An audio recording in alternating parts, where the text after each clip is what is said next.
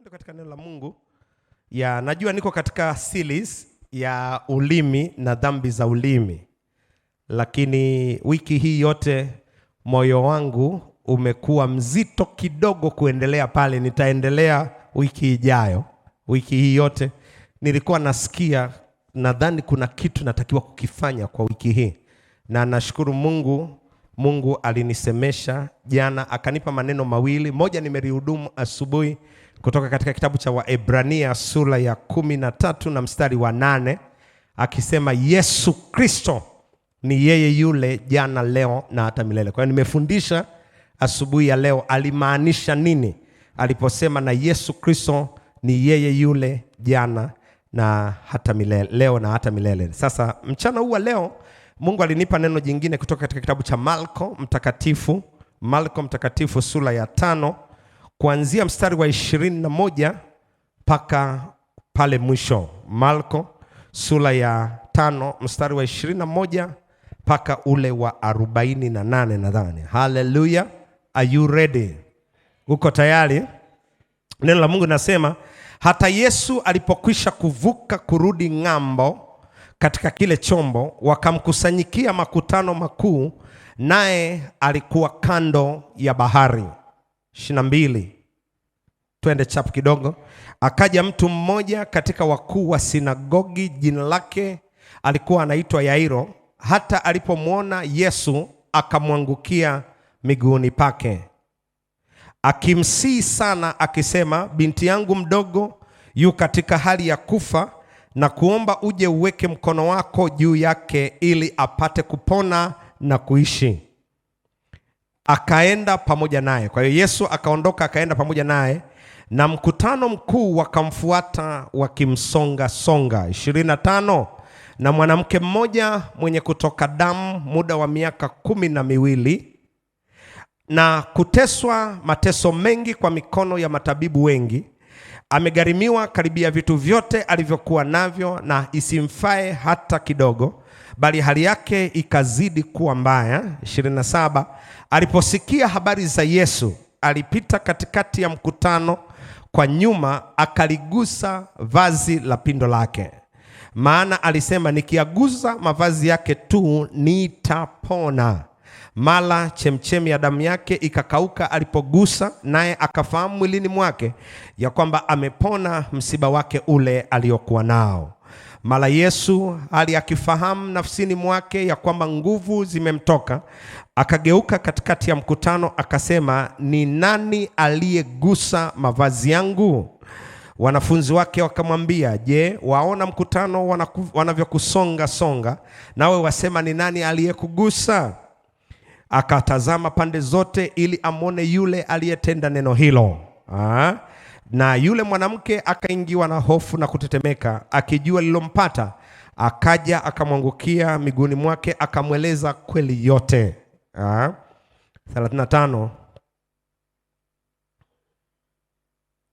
34. Hata alipokuwa katika kunena, akamwambia, binti yangu, imani yako imekuponya, enenda zako kwa amani, uwe mzima, usiwe na msiba wako tena.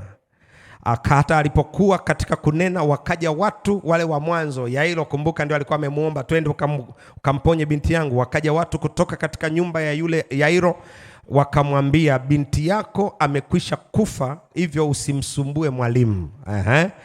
Lakini Yesu aliposikia neno lile ya kwamba binti yako amekwisha kufa, akamwambia mkuu wa sinagogi, usiogope, amini tu. Haleluya. Wala hakumruhusu mtu afuatane naye, akawanyamazisha makutano, akaweka pale wasimfuate naye, ila akamchagua Petro na Yakobo na Yohana nduguye pamoja na Yakobo. Wakafika nyumbani kwa yule mkuu wa sinagogi, akaona kuna watu wanalia kwa magasia na wakifanya maombolezo makuu. Alipokwisha kuingia, akawaambia, mbona mnafanya ghasia na kulia kwa maombolezo makuu? Kijana hajafa bali amelala Wale watu wakamcheka sana, naye alipokwisha kuwatoa nje wote, akamtoa baba yake yule binti pamoja na mama yake na waliokuwa pamoja naye, akaingia ndani alimokuwamo yule binti, yule kijana alimokuwa amelala. Akamshika mkono kijana, akamwambia, Taritha kumi, tafsiri yake msichana, na kuambia inuka. Mala akasimama yule binti akaenda, maana alikuwa amepata umri wa miaka 12. Wote wakapatwa na mshangao mkuu. 43. Haleluya. Akawaonya sana mtu asijue habari ile, akaamuru yule binti apewe chakula. Baba, ninakushukuru kwa ajili ya maneno haya ambayo umeachilia katikati yetu leo, katika jina kuu la Yesu Kristo, na wote tuseme amen. Sema amina. Sema tena amina. Sema tena amina. Leo nataka nizungumze ujumbe wenye kichwa kinachosema imani itakayokusaidia kupokea majibu yasiyowezekana. Imani itakayokuwezesha kupokea majibu ambayo hayawezekani. Yaani katika mambo yale ambayo ulikuwa unadhani hayawezekani. Imani itakayokusaidia kupokea majibu katika mambo uliodhani ya kwamba hayawezekani. Bwana Yesu asifiwe sana. Tunaishi katika ulimwengu ambao watu wanadhani ya kwamba kuna vitu huwa haviwezekani katika maisha yao. Asubuhi ya leo wakati ninahudumu katika ibada ya Kiingereza, niliwaambia watu, namshukuru Mungu sana kwa sababu niliokoka kabla sijawa mfamasia. Yaani mmojawapo ya wataalamu katika kada ya afya. Nakumbuka niliokoka mwaka 92. Na tangia nimeokoka mwaka 92, nimemwona Yesu Kristo akiponya. Nimemwona Yesu Kristo akifungua. Nimeona Yesu Kristo akiwaweka watu huru. Na nilipokuwa sasa nikiendelea kukua, nikajikuta ninaenda kusoma, na kozi niliyokwenda kuisoma, degree yangu ya kwanza, nilisomea taaluma ya afya upande wa madawa. Mojawapo kati ya vitu ambavyo nilipofika shuleni niliambiwa na nilifundishwa na walimu wangu, waliniambia kwamba kuna magonjwa huwa hayaponi. Kwangu niliposikia neno hili nilisikia ni uongo. Haleluya. Bwana Yesu asifiwe sana. Kwa sababu nilikuwa najua kuna vitu nimeshuhudia kwa macho yangu mimi mwenyewe nikiviombea na vinatokea ambavyo vinasemekana haviwezekani. Bwana Yesu asifiwe sana. Kwa macho yangu mimi nimeshuhudia, ninaombea uvimbe na unayeyuka bila mtu kufanyiwa operation. Ukiniambia nieleze ya kwamba haiwezekani kidaktari, siwezi kukukubalia. Bwana Yesu asifiwe sana. Kwa sababu kwa macho yangu nimeona. Kwa macho yangu nimeona ya kwamba kuna watu wana mapepo, ukiwaombea, mtu ambaye alikuwa amepagawa kichaa, hawezi kuongea na watu, anapiga watu, anapiga makelele, anakurupuka hapo chini, ukiomba pamoja naye, akiinuka, anaoinuka akiwa amerudi katika hali ya kawaida, hawezi akapiga mtu, kitu ambacho kidaktari kinaonekana hakiwezekani, lakini mimi nimeshuhudia kinawezekana. Bwana Yesu asifiwe sana.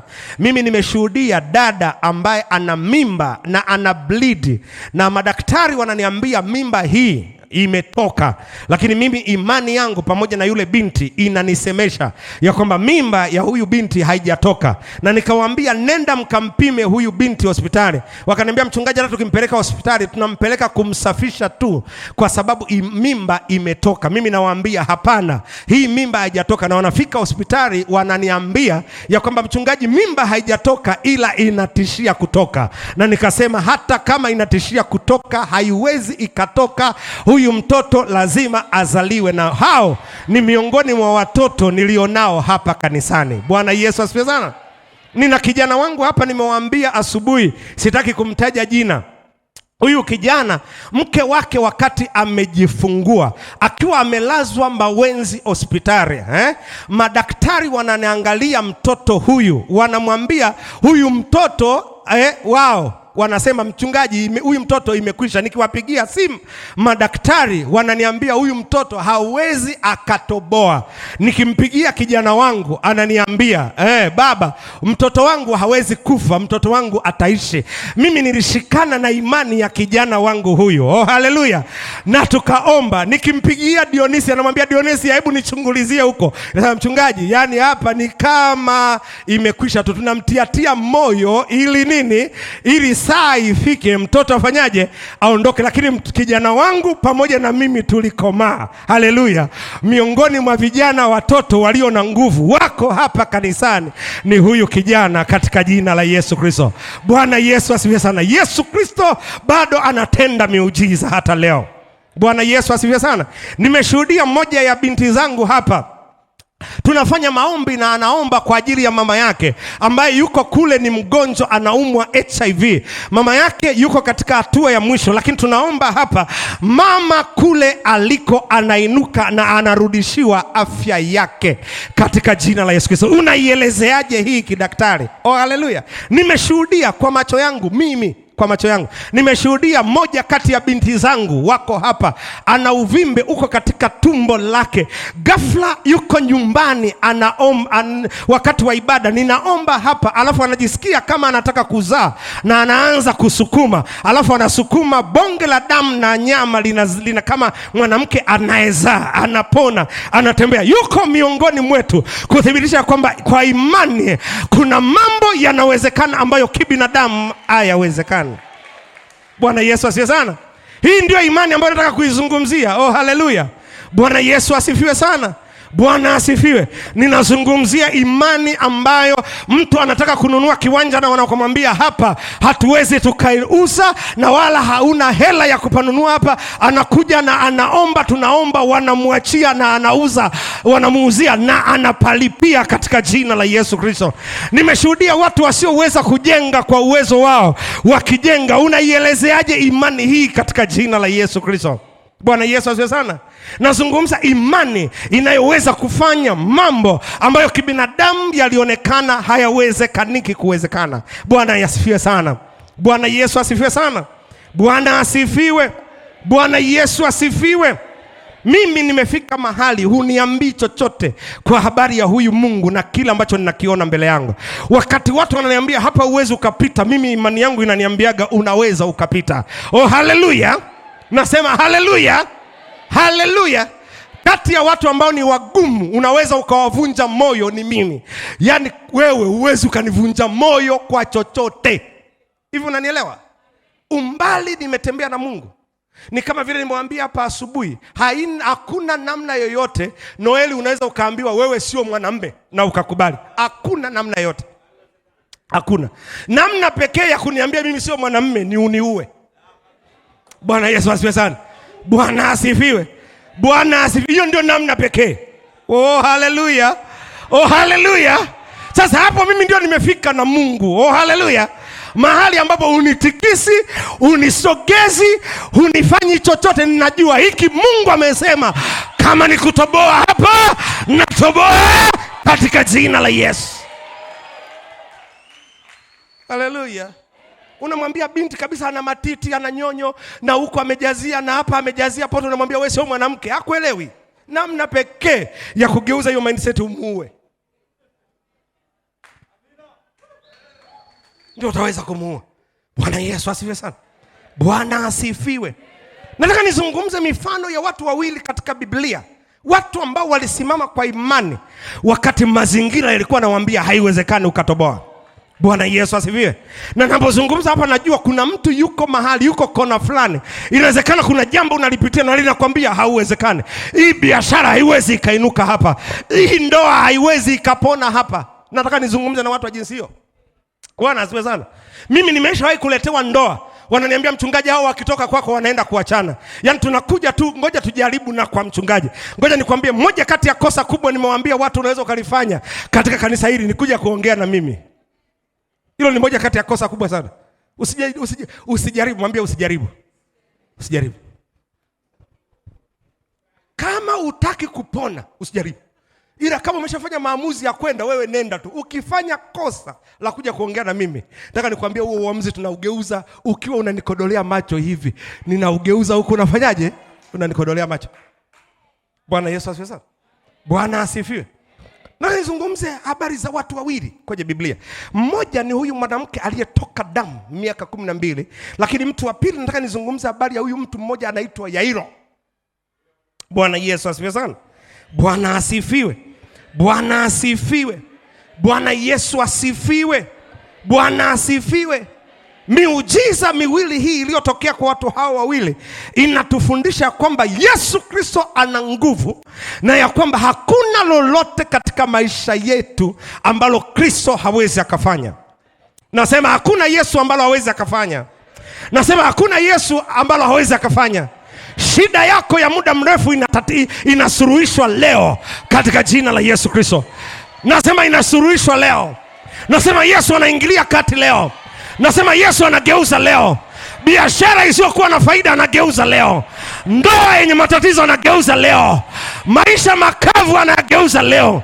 Nguvu ya maombi iliyopotea inageuka leo. Huyu Yesu tuliyembeba anaweza. Aliweza miaka 2000 iliyopita, anaweza leo na ataweza kesho, kwa sababu Yesu Kristo ni yeye yule jana, leo na hata milele. Oh, haleluya. Yesu anaweza. Nasema Yesu anaweza. Nasema Yesu anaweza.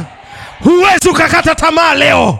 Umbali uliotembea na Mungu huwezi ukakata tamaa leo. Nataka nikwambia hata wewe ukikata tamaa, sisi hatuwezi tukakukubalia katika jina la Yesu. Oh, haleluya. Nasema haleluya.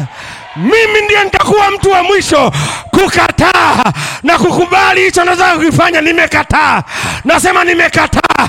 Uamuzi unataka kufanya nimeukataa. Nimeukataa. Mwambie jina lako nimeukataa. Nasema sasa nimeukataa. Victor, unaniambiaje mimi? Mtu ambaye ana operation anakuja hapa tunaomba, alafu madaktari wakienda kupima wanasema ni nini kimetokea? Kwa sababu Kristo Yesu ameingilia kati. When Jesus say yes, no man can say no. Hallelujah. Hallelujah. Haleluya.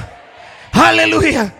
Unamwambiaje mwanamke ambaye alikuja kuniona ofisini kwangu akiniambia, mchungaji, umri wangu wa kuolewa umepita? Nikamwambia, nikacheka, alafu nikamwambia nenda. Alafu baada ya miaka 2 3 anakuja kuniambia, baba, nimepata mchumba, nataka kuolewa. Namwambia, wewe si ndio uliniambia hutaki kuolewa? Oh, haleluya. Unaniambiaje mtu mshirika ambaye nimemuona kwa imani akivumilia kwa miaka 10 na kumwomba Mungu, alafu baada ya miaka 10 anakumbatia mtoto, anashika mtoto, unaniambiaje ya kwamba Kristo Yesu hawezi akafanya? Haiwezekani. Nasema haiwezekani. Nimekataa ya kwamba hautafia njiani. Nimekataa ya kwamba shida ulionayo itaangamiza maisha yako. Nimekataa ya kwamba utazikwa katika tatizo ambalo limeua ukoo wenu. Nimekataa hauami huo mtaa uliofungua biashara. Nasema nimekataa vita vinavyoinuliwa kinyume nawe. Leo hii navikomesha. Nasema leo hii navikomesha. Leo hii tunaandika historia mpya katika jina la Yesu Kristo. Bwana anatengeneza njia mahali pasipokuwa na njia. Mungu anafanya maji mahali pasipokuwa na maji katika jina la Yesu. Oh, haleluya. Bwana Yesu asifiwe. Mwanamke huyu aliyekuwa anatoka damu miaka 12 alikuwa ni mwanamke najis. Sijui kama watu wanajua, lakini katika taifa la Israel mwanamke alipokuwa anaingia katika siku zake alikuwa anahesabika ni mwanamke najis. Na hata alipotoka siku zake hakuruhusiwa kuchangamana na watu, na hakuruhusiwa kuchangamana hata na mume wake mpaka amefanyiwa utakaso. Huyu mwanamke yeye ilikuwa beyond hiyo. maana alitoka damu. Inawezekana siku ya kwanza akajua ni kawaida, kama kawaida ya wanawake wote, inaendaga siku 3 siku 4. Yeye akaona ametoboa siku ya 3, akaenda siku ya 4, akakanyaga siku ya 7, akakanyaga mwezi wa kwanza, akaona ni mwezi wa pili, akakanyaga miezi 6, akaona ni mwaka wa kwanza, ukaenda mwaka wa 3, ukaenda mwaka wa 5, inaenda mwaka wa 6, wa 7, wa 8, wa 9, wa 10. Damu inaendelea kutoka na haikomi. Huyu mwanamke katika jamii ya taifa la Israeli alikuwa ni mwanamke najisi, ambaye alipewa hata mavazi ya kuvaa ambayo tokea mbali watu wakimuona wanasema najisi anakuja, usimshike, maana ulikuwa ukimshika, wewe uliyemshika ulitengwa kwa siku 7 na ulitakiwa kufanyiwa tohara, na ni utakaso ambao utakurejesha ili utakasike pamoja naye. Kwa hiyo kila alipotembea alitembea na utambulisho ambao unamwambia ya kwamba ni najisi. Huyo ndiye mtu ambaye nataka nimzungumzie leo. Huyo ndiye ambaye habari zake nataka niziseme leo katika jina la Yesu Kristo. Oh, haleluya. Bwana Yesu asifiwe. Huyu ni mwanamke, Biblia inatuambia hakuna mganga hakuwahi kwenda kwake, hakuna hospitali hakuwahi kufika, hakuna kiwango cha fedha hakuwahi kutumia. Kama kulikuwa kuna network yoyote, inawezekana ulimwambia Arusha yuko daktari bingwa wa matatizo kama haya. Alifunga safari na mume wake na wakaenda kwa daktari yule. Daktari akamchunguza, akamwangalia, akamwambia haiwezekani. Wakamwambia Tanga kuna daktari wa namna hii, akaenda. Inawezekana alijaribu madaktari wote waliokuwepo kwa wakati ule, waliojulikana, lakini hakuna hata mmoja aliyemsaidia. Biblia inatuambia, najaribu kuwaza tu, akaamua kwenda hata kwa waganga wa kienyeji. Akaambiwa kuna Kalumanzira fulani yuko katika mapango ya mlima Kilimanjaro, yumkini akasogea. Wakamwambia huyu hajatosheleza, nenda kwa yule aliyo katika milima ya Same na yeye akusaidia. Wakamwambia sogea mbele zaidi, nenda yule yuko katika milima ya Tanga, na kule alienda. Wakamwambia haijatosha, yuko mmoja yuko Sumbawanga, nenda, na kule alienda naye akutosheleza. Wakamwambia kuna mmoja huyo nifunga kazi, yuko baharini, anakuzamisha mpaka baharini chini ya sakafu, na kule alienda. Lakini Biblia inatuambia wote hawakusaidia. Bwana Yesu asifiwe. Huyu ndiye mwanamke ambaye nazungumza habari zake.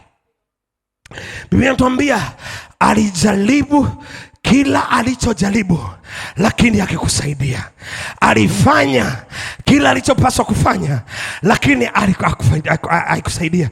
Huyu mwanamke mpaka anaandikwa hapa, inawezekana alikuwa ni mwanamke tajiri. Ningezungumza katika siku za leo, labda alikuwa na nyumba, labda alikuwa na magari, labda alikuwa na mashamba. Inawezekana aliamua ugonjwa umezidi, akauza kiwanja cha kwanza, akatibia kikaisha, akaenda cha pili, akauza, akatibia kikaisha, akaenda gari la kwanza akaliuza, akatibia likaisha, akaenda gari la pili akauza, akatibia likaisha, akaanza kutembea kwa miguu. Alikuwa na duka, akatumia mtaji wote mpaka akafunga. Inawezekana alikuwa na nyumba ya kwanza na ya pili na ya tatu, akauza ya kwanza, akauza ya pili. Inawezekana waliuza mpaka aliyokuwa nayo na wakaenda kupanga. Najaribu kuwaza tu, maana Biblia inatuambia alitumiwa au aligharimiwa vyote alivyokuwa navyo. Shida yako haijakufikisha hapo. Shida yako ni ndogo sana, maana haijakufikisha hapo. Kama ni kulala makaburini, inawezekana aliambiwa ukilala makaburini shida inaisha. Kama ni kulala na waganga wa kienyeji, inawezekana aliambiwa ukilala na huyu mganga wa kienyeji shida yako inaisha. Yote alijaribu, lakini shida haikuisha. Bwana Yesu asifiwe sana. Mwanamke huyu tatizo lake lilikuwa la muda mrefu, na tatizo lake lilikuwa la maumivu makubwa. Pale Biblia inatuambia alijaribu kila alichotakiwa kujaribu, ilimgharimu kila kitu. Bwana Yesu asifiwe sana. Anasema na mwanamke huyu alitumia kila alichotakiwa kutumiwa. Aliteseka kiasi kwamba alitumia kila alichotakiwa kutumia kwa miaka 12. Usicheze na kuuguza mtu. Mimi nimemuuguza mama yangu. ugonjwa wa figo. Miaka 9 tu.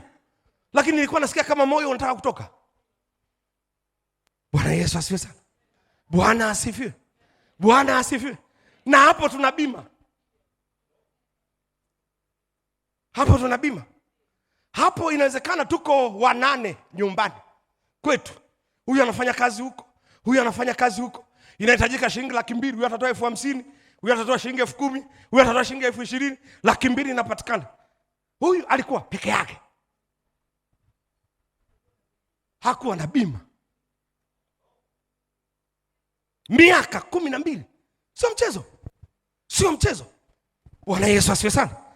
Mwanamke huyu inawezekana tulipokuwa namtazama kwa nje, alikuwa anaonekana physically weak. Yaani anaonekana ni mdhaifu. Alikuwa anatembea, anagonga na hivi, anavaa kokoko ya juu, anatembea kwa hivi. Ghafla akabadilisha hivyo, akaanza kununua viatu vyenye kisigino kipana, alafu kutoka hapo akaenda kwenye Mosimo, kutoka hapo akaanza kuvaa malapa hata wakati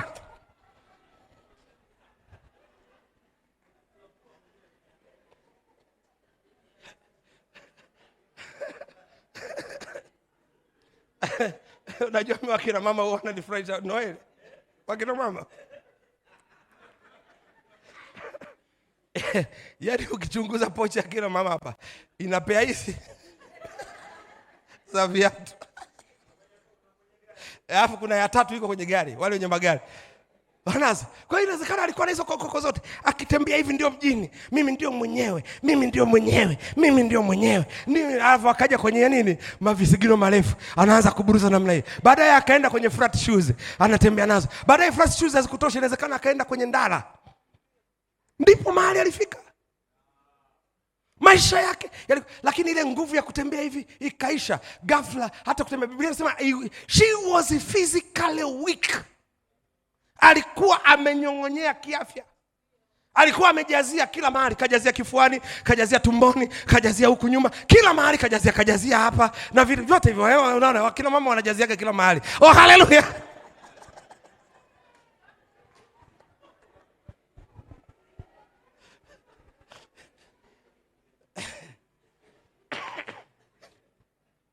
Ghafla kote alikojazia flat.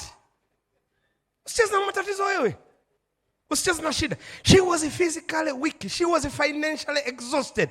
Alikuwa ameishiwa fedha yote aliyokuwa nayo. Mtu ambaye alikuwa inawezekana anategemeza ndugu. Inawezekana alikuwa anasomesha watoto. Inawezekana alikuwa anasomesha watoto wa ndugu. Inawezekana alikuwa analipia karo za watu. Ikafika mahali yumkini, najaribu kuwaza tu, hana chakula, hata yeye mwenyewe chakula. Anaomba nauli ya daladala. Anaomba asaidiwe. Huyo ndio mwanamke ambaye namzungumzia. Huyu mwanamke mwenye imani.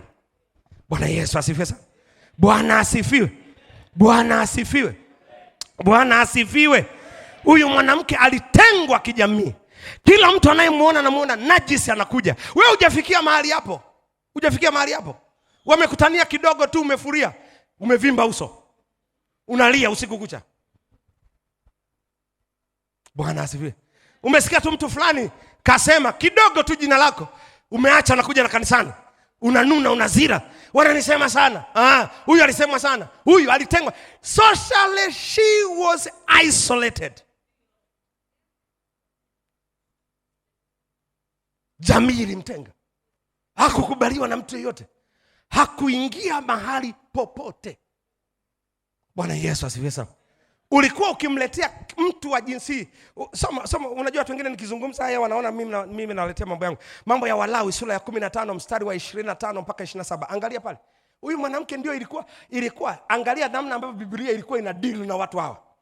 Mambo ya Walawi sura ya 15 mstari wa 25 mpaka ule 27.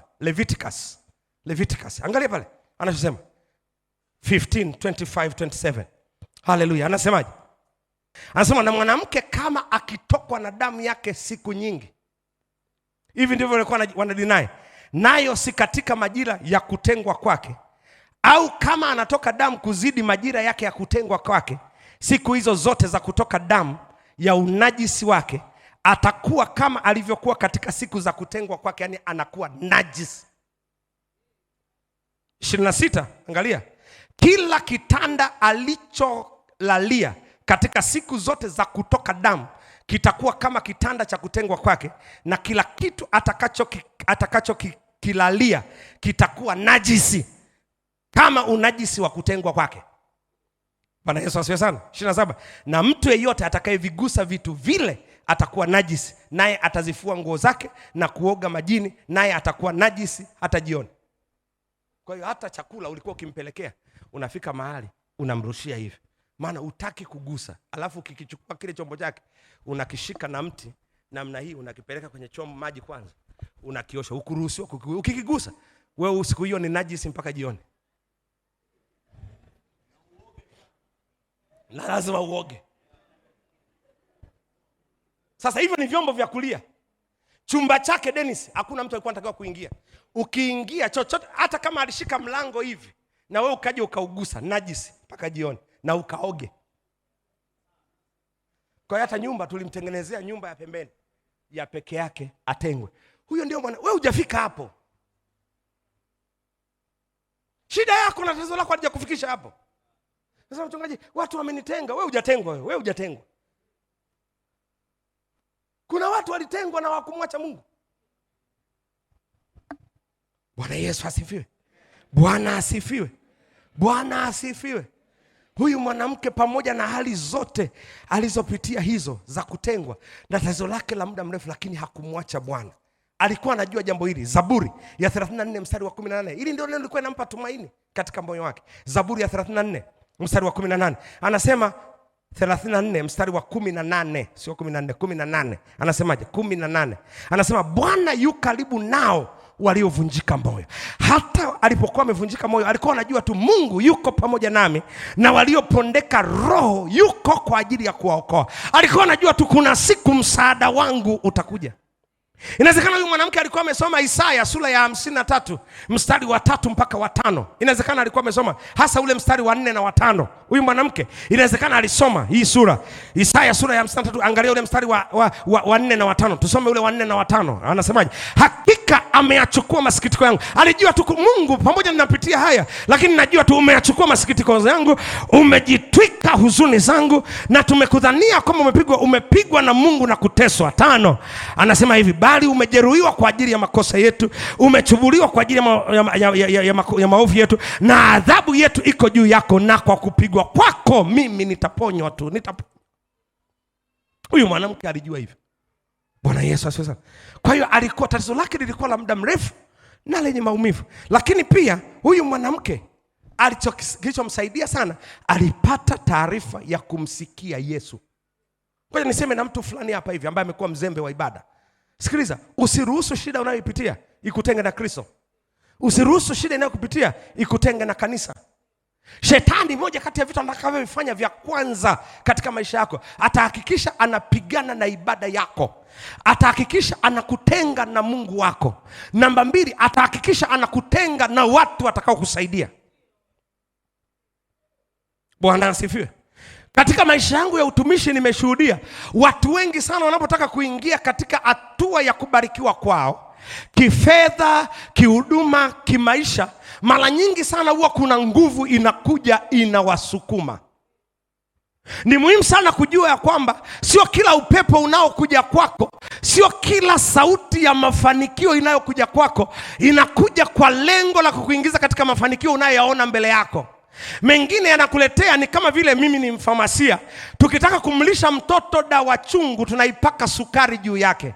Kwa hiyo mtoto akila anasikia sukari tamtamu, lakini ndani ya sukari tumeficha uchungu. Na ndivyo ambavyo shetani huwa anafanya. Atakutazamisha linaonekana ni jambo jema, jambo la kimungu sana, lakini ndio linakutoa hivyo katika baraka yako. Bwana asifiwe. Nimekaa kwenye huduma na kwenye maisha vya kutosha sasa kuelewa ya kwamba kuna watu shetani huwa anawategea mitego ya mbali ambayo inawasukuma mbali sana na baraka ambayo Mungu ameikusudia. Bwana asifiwe.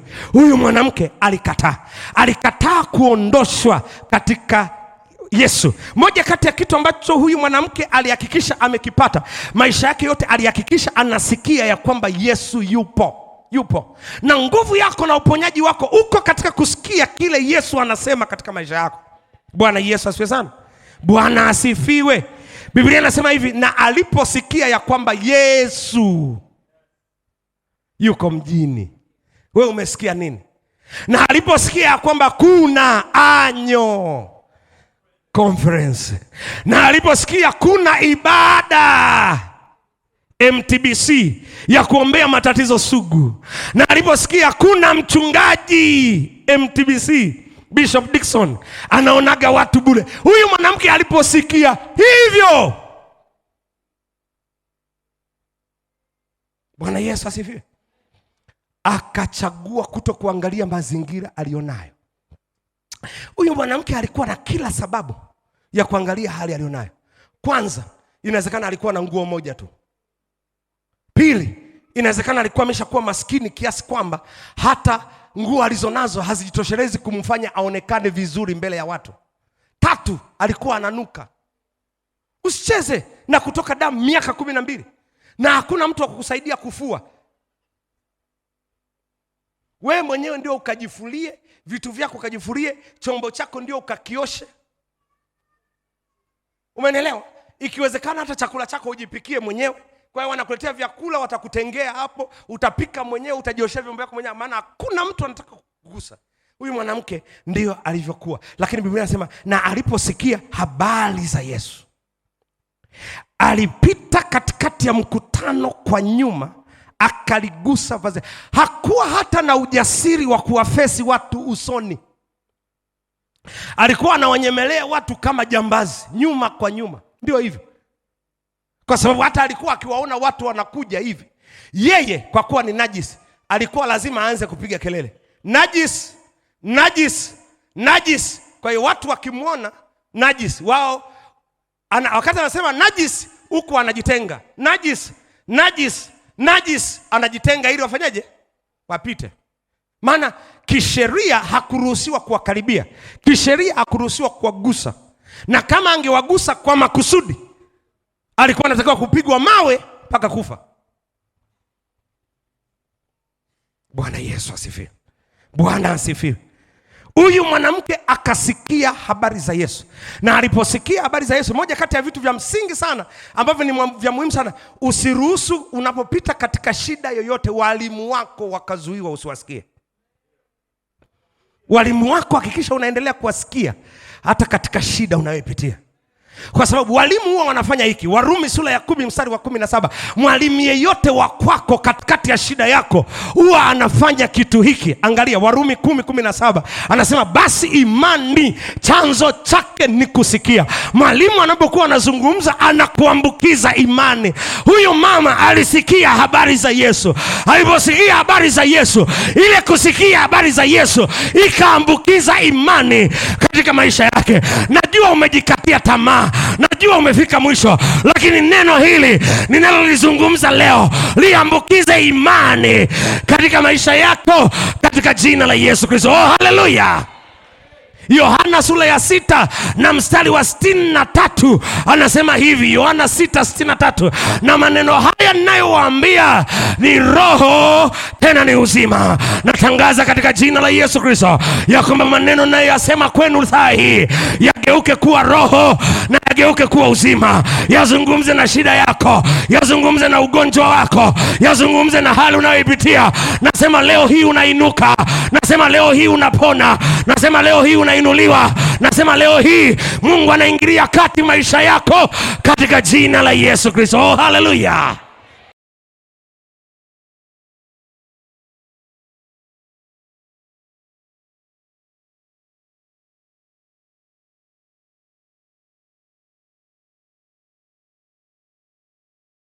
Nimefanya dhambi kwake, anaweza akanisafisha, anaweza akanitakasa. Leo hii umkimbilie Yesu. Ukija kwa Yesu atakupokea. Yesu hawakatai watu. Leo anakupokea na anakupokea jinsi ulivyo. Leo Yesu anakuinua, anainua hali yako, anainua uchumi wako, anainua maisha yako. Kuna mtu namuona anainuka, kuna biashara naiona inainuka, kuna kazi naiona inapona, kuna kampuni naiona inainuliwa, kuna maisha ya mtu yana inajengwa leo. Nasema kuna afya ya mtu inaimarishwa saa hii. Nasema saa hii kuna mlango uliokuwa umefunga wa mtu fulani unafunguka saa hii katika jina la Yesu Kristo. Sauti nyingi zimezungumza, lakini leo Mungu anazungumza jambo jipya. Unainuka tena, unajengwa tena, unarejeshewa tena. Nasema Kristo anaingilia kati maisha yako. Nguvu ya urejesho inakuja katika maisha yako. Bwana anafanya njia mahali pasipokuwa na njia. Mungu anatokeza maji mahali pasipokuwa na maji.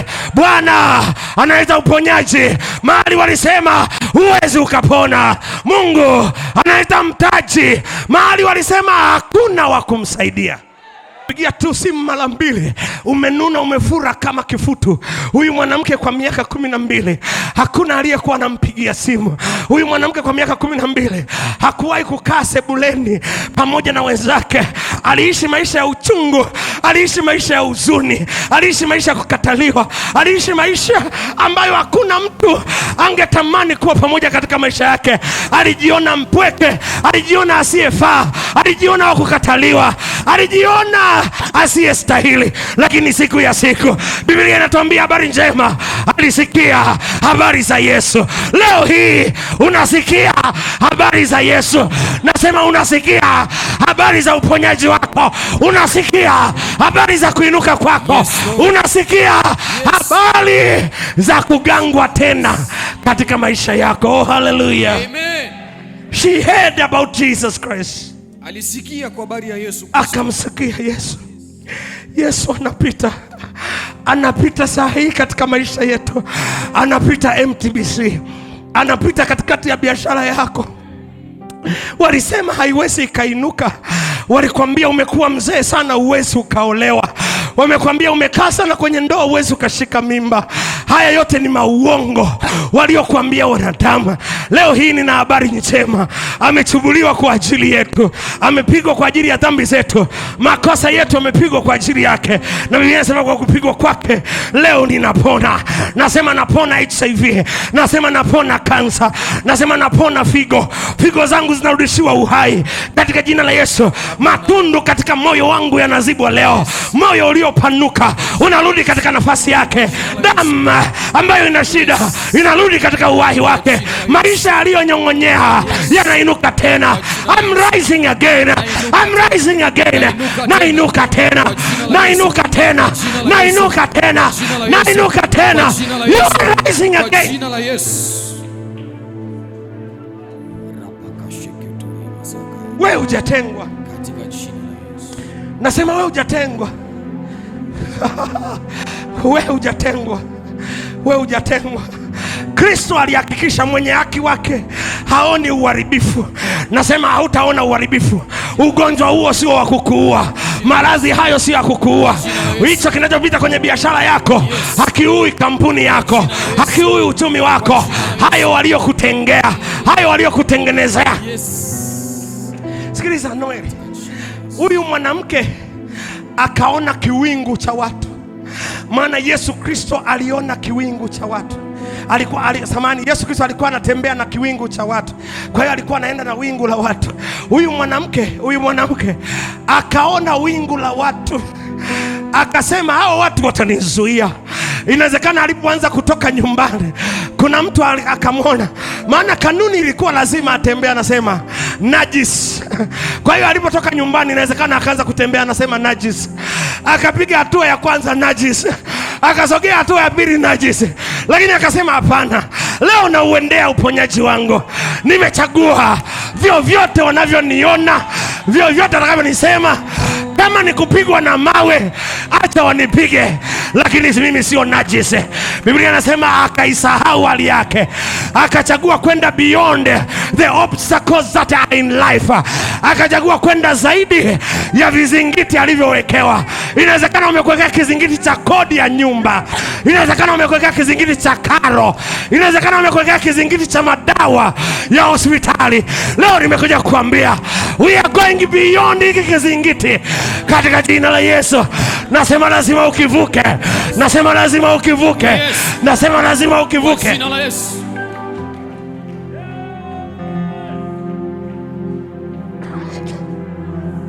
Wewe unielewe. Safari hiyo haikuwa ya uponyaji wake, maana kuna mtu mmoja mwenye hela alikuwa mkuu wa sinagogi, alileta mwaliko kwa Yesu. Kamwambia Yesu, mwanangu anaumwa, twende ukanisaidie kumponya. Huyu mama hakujali, akasema naisimamisha safari ya mtu mmoja na uchelewesha muujiza wa mtu mmoja. Leo hii hainipiti, hii ni ya kwangu. Nasema leo hii hainipiti. I don't care nani kamwalika Yesu. Mimi sijali nani kamwalika Yesu, lakini ninachojua ni jambo moja, lazima anihudumie kwanza kabla hajamhudumia mtu mwingine. Na akasema nikisubiri waniite mbele, hapa haitatokea, hapa nailazimisha. Mwambie jirani yako unalazimisha. Mwambie nalazimisha. Muujiza wangu nalazimisha. Kwa imani nalazimisha. Akasema na ulazimisha. Yes.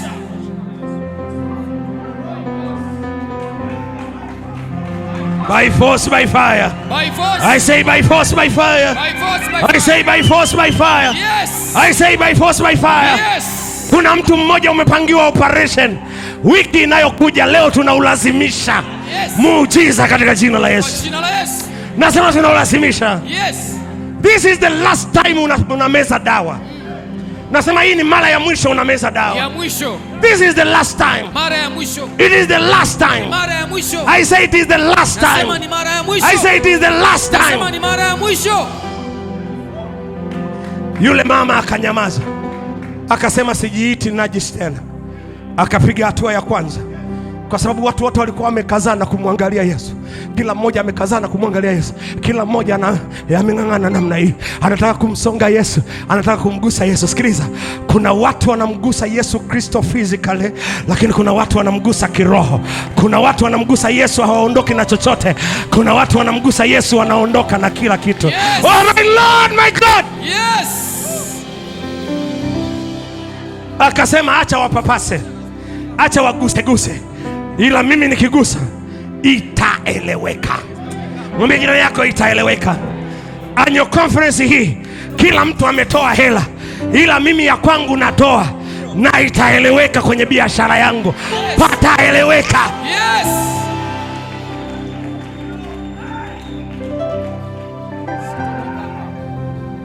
Kila mmoja anapanga kuhudhuria anyo conference, waache, watakuja tu wanang'ang'ania, ngoja tupapase. Akasema acha wapapase, lakini mimi nikija la kwangu mwisho.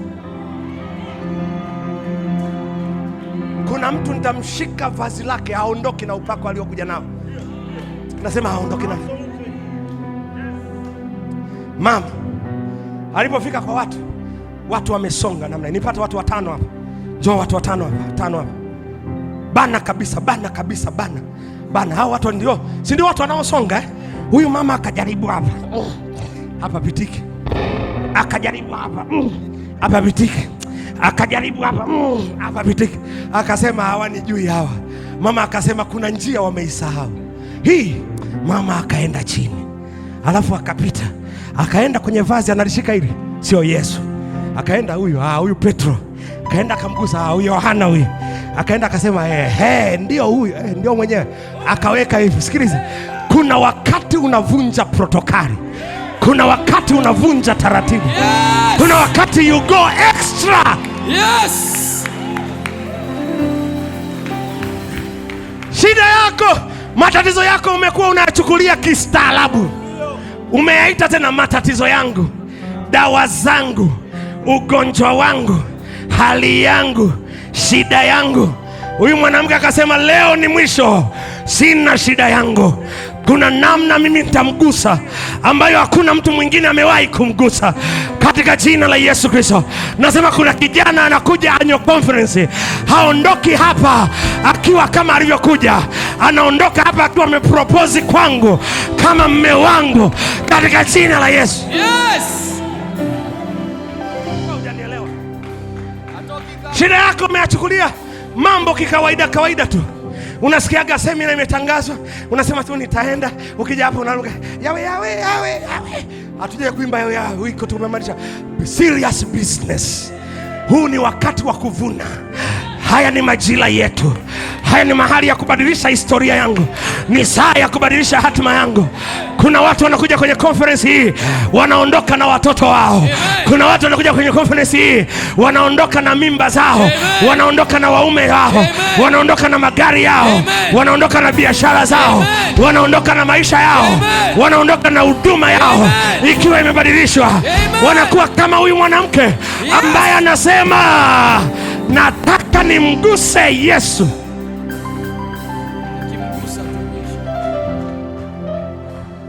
Yesu akaguswa. Yesu alipogusa ilikuwa ni kama shoti ya umeme imepiga. Ilipopiga, Yesu alikuwa na 240 volt, amejaza voti 240. Ghafla anaona taa ya simu yake ina blink. Chaji imeisha. Chaji imeisha. Chaji imeisha. Chaji imefanyaje? Chaji imefanyaje? Yesu akageuka. Alikuwa anaangalia hivi. Yesu akageukia. Akamwambia kuna mtu kanigusa. Akatoka Petro kielele. Kuna watu mmezuiliwa miujiza yenu na kina Petro. Petro akamwambia Bwana, vipi Bwana wewe? Hawa wote hawa unawezaje kusema kuna mtu amekugusa wakati sisi wote tunakugusa? Yesu akamwambia, ninyi mnanigusa mwili, kuna mtu amechukua kitu maishani mwangu. Wakasema, Bwana Yesu, usitupotezee muda, tuendelee na safari. Yesu akakaza macho akasema, kuna mtu kanigusa. Biblia inasema wale watu wote wakaanza kuangaliana, nani sasa kagusa? Ghafla wanamuona mwanamke akiwa na vazi ambalo hakustahili kuwa miongoni mwao. Ghafla wanaanza kusikia nguo zinazonuka. Biblia inasema yule mwanamke alipogundua ya kwamba hawezi kufichika tena, moja. Namba 2, amepona msiba wake. Na 3, akashindwa kujizuia. Akamwambia, Bwana, mimi ndio nimekugusa. Sikiliza Yesu alivyosema.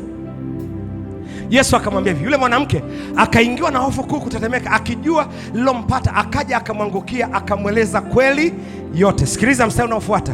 Yesu Kristo akaanza kufanya kitu, na hiki ndicho kitu ambacho kinaenda kutokea kwako katika maisha yako. Hiki ndicho kitu kinaenda kutokea kwenye biashara ya mtu. Hiki ndicho kitu kinaenda kutokea katika maisha ya mtu mmoja. Yesu akamwambia hivi, binti yangu, imani yako imekuponya. Ninatangaza katika maisha ya mtu leo ya kwamba kuna mtu alikuwa ameanza kuishi maisha ya kutokuwa na imani.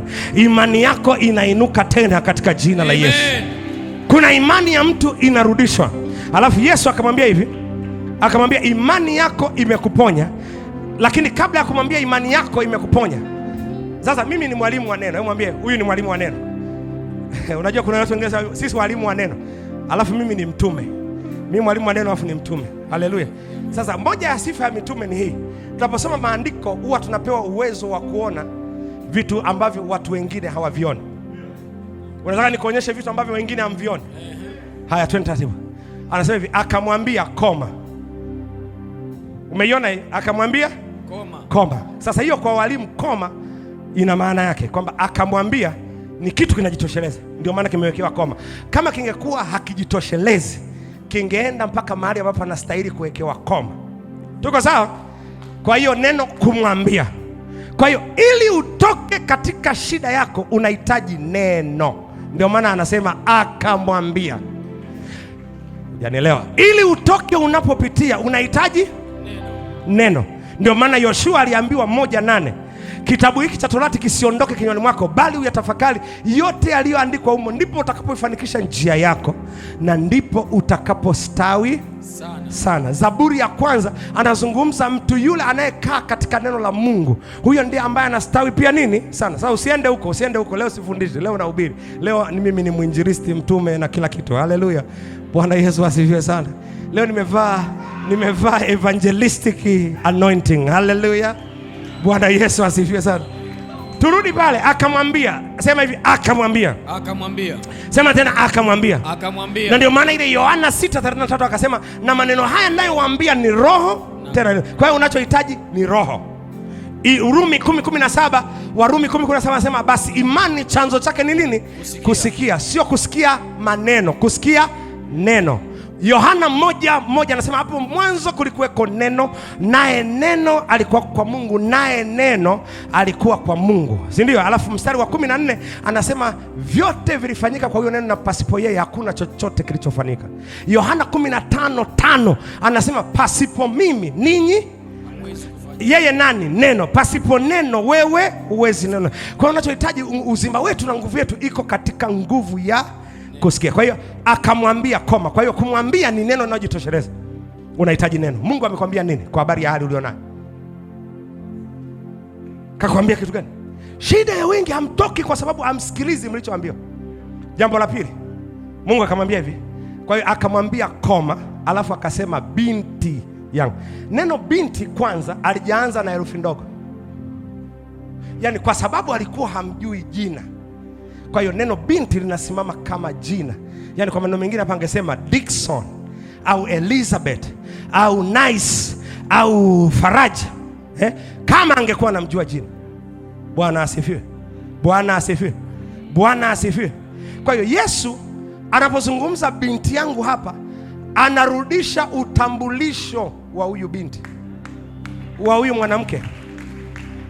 Kwa nini? Kwa sababu alikuwa anaitwa najis. Kwa hiyo kila jina lilishabadilika, hana jina tena, ila kila anapotembea najis, najis. Kwa hiyo hata watu walikuwa kaa hapa, watu wakitaka kumtambua kwa urahisi wanaita najis, anainuka. Walishasahau kuita jina lake, kwa hiyo walikuwa wanaita najis. Kwa hiyo Yesu anarudisha identity. Amen. Moja kati ya kitu matatizo yanafanya, matatizo huwa yanaharibu identity za watu. Mtu ni mchungaji, alafu amepigika na watu wamempiga na maneno yamempiga, anarudi anasema basi mimi niko tayari nikae tu hata kama mshirika. Yani imeharibu, umepiga identity. Mama kaolewa nyumbani kwa bwana, alafu yule bwana amekuwa kiruka njia, ana vimada huku na huku, anasema tu basi na mimi ngoja tu nikae kama kimada tu hapa nyumbani. Kwa hiyo anaondoka kwenye nafasi ya mke, anaingia kwenye nafasi ya kimada, anaona tu na yeye kama mlezi tu wa watoto. Hata jina lake haitu tena jina lake, anaitwaga Mama John, Mama Amina, yani haitwagi jina lake. Wamekupoteza nini? Utambulisho wako. Bwana asifiwe sana. Bwana, adui atapigana na utambulisho wako, ndio kitu cha kwanza atakachopigana nacho. Kwa hiyo huyu Yesu anamletea neno, lakini neno cha kwanza inarudisha nini? Ndio maana anamuita binti. Yaani pale kwenye neno binti, angekuwa anamjua jina, angemwambia jina lake, angemwambia Grace, angemuita Boaz, ila kwa sababu alikuwa hajapata kumjua ni nani. Kwa hiyo ndio maana neno binti limeanza na herufi kubwa, likimaanisha ni jina lenye lengo la kurudisha identity. Huku anatambulika kama najisi. Kwenye Kiingereza kusoma anasema daughter. Daughter maana yake, au binti, maana Kiswahili binti linakosa maana. Binti, wewe ni binti, wewe ni binti, wewe ni binti.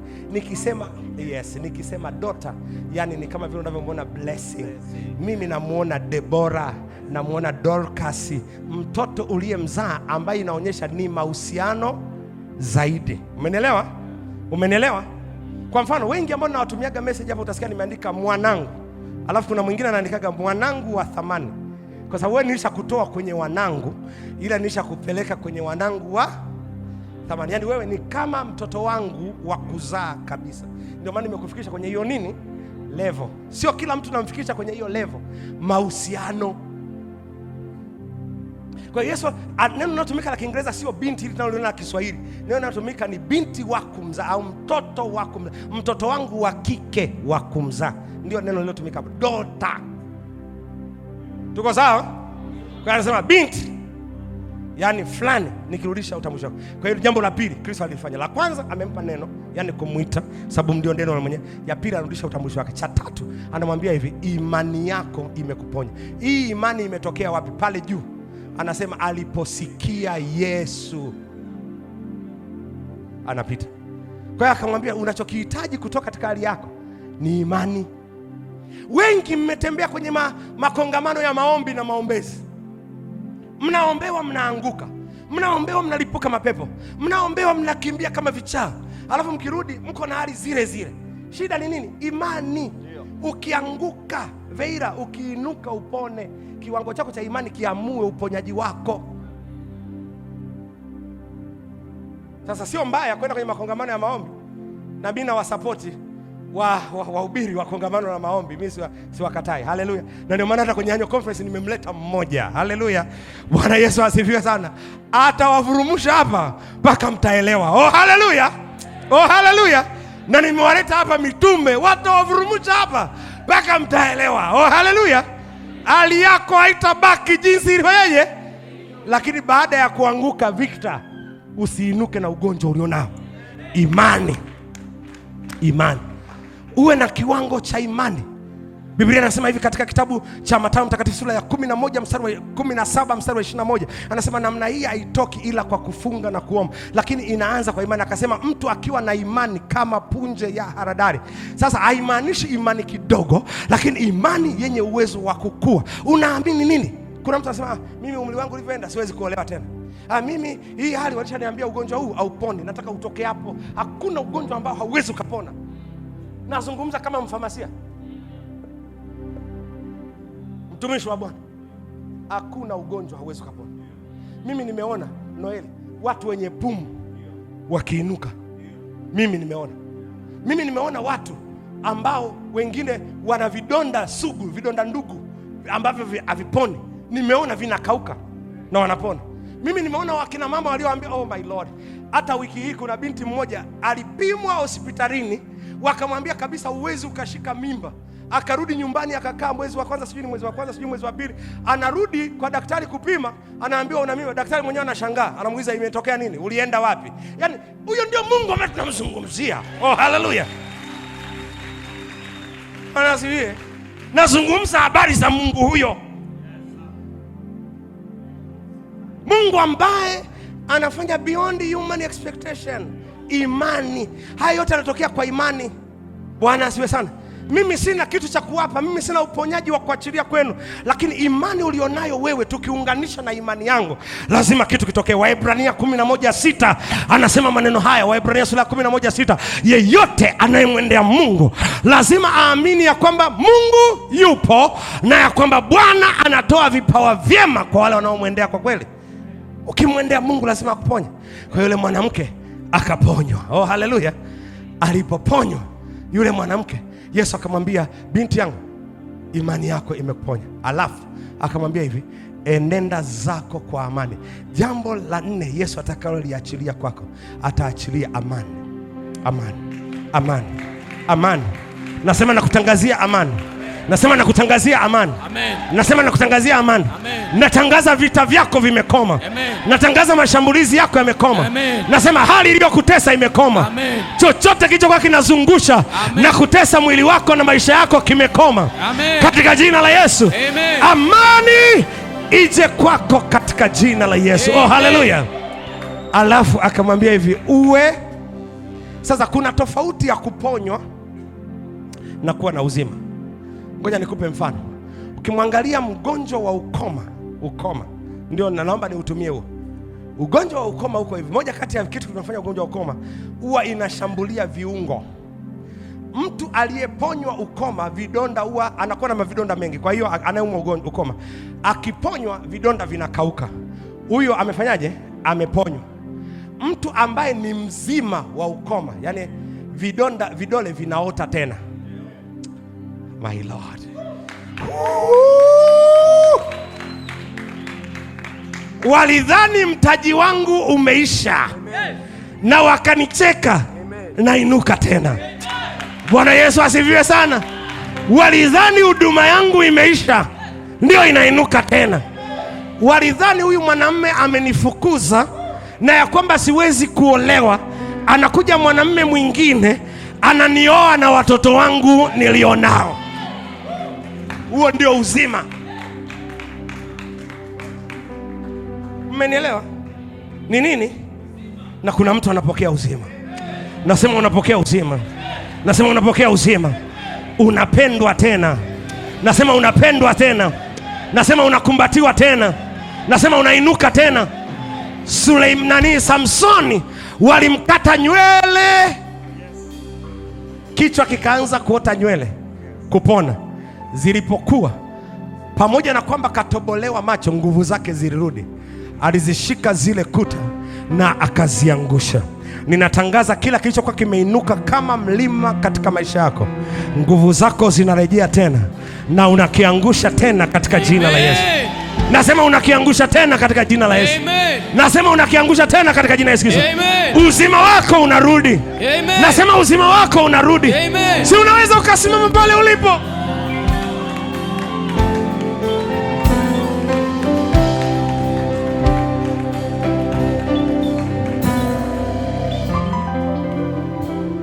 Pastor Panja, kuna watu wana roho mbaya. Watu waliposikia huyu mama kaponywa, taratibu kidogo, waliposikia huyu mama kaponywa, wakataka kufanya kuonyesha kwamba hakuna kilichotokea. Ndio wanakuja wenye kielele, wanamwambia Yairo, mtoto wako amekufa, ili wafute kumbukumbu ya muujiza uliotokea. Na kuna watu wako hivyo kanisani, na kuna watu wako hivyo katika maisha. Yaani unasikia muujiza umetokea kwa ndugu yako, kwa nini? Alafu wanakuletea matatizo mengi. Yaani ili ya kutoa katika imani iliyoko. Yesu akamwambia, sasa watu bakini hapo. Kamchukua Petro, Yohana na Yakobo, twende na wewe Yairo, twende. Alipofika akakuta kuna watu wanafanya magasia, maombolezo makubwa, wanalukaluka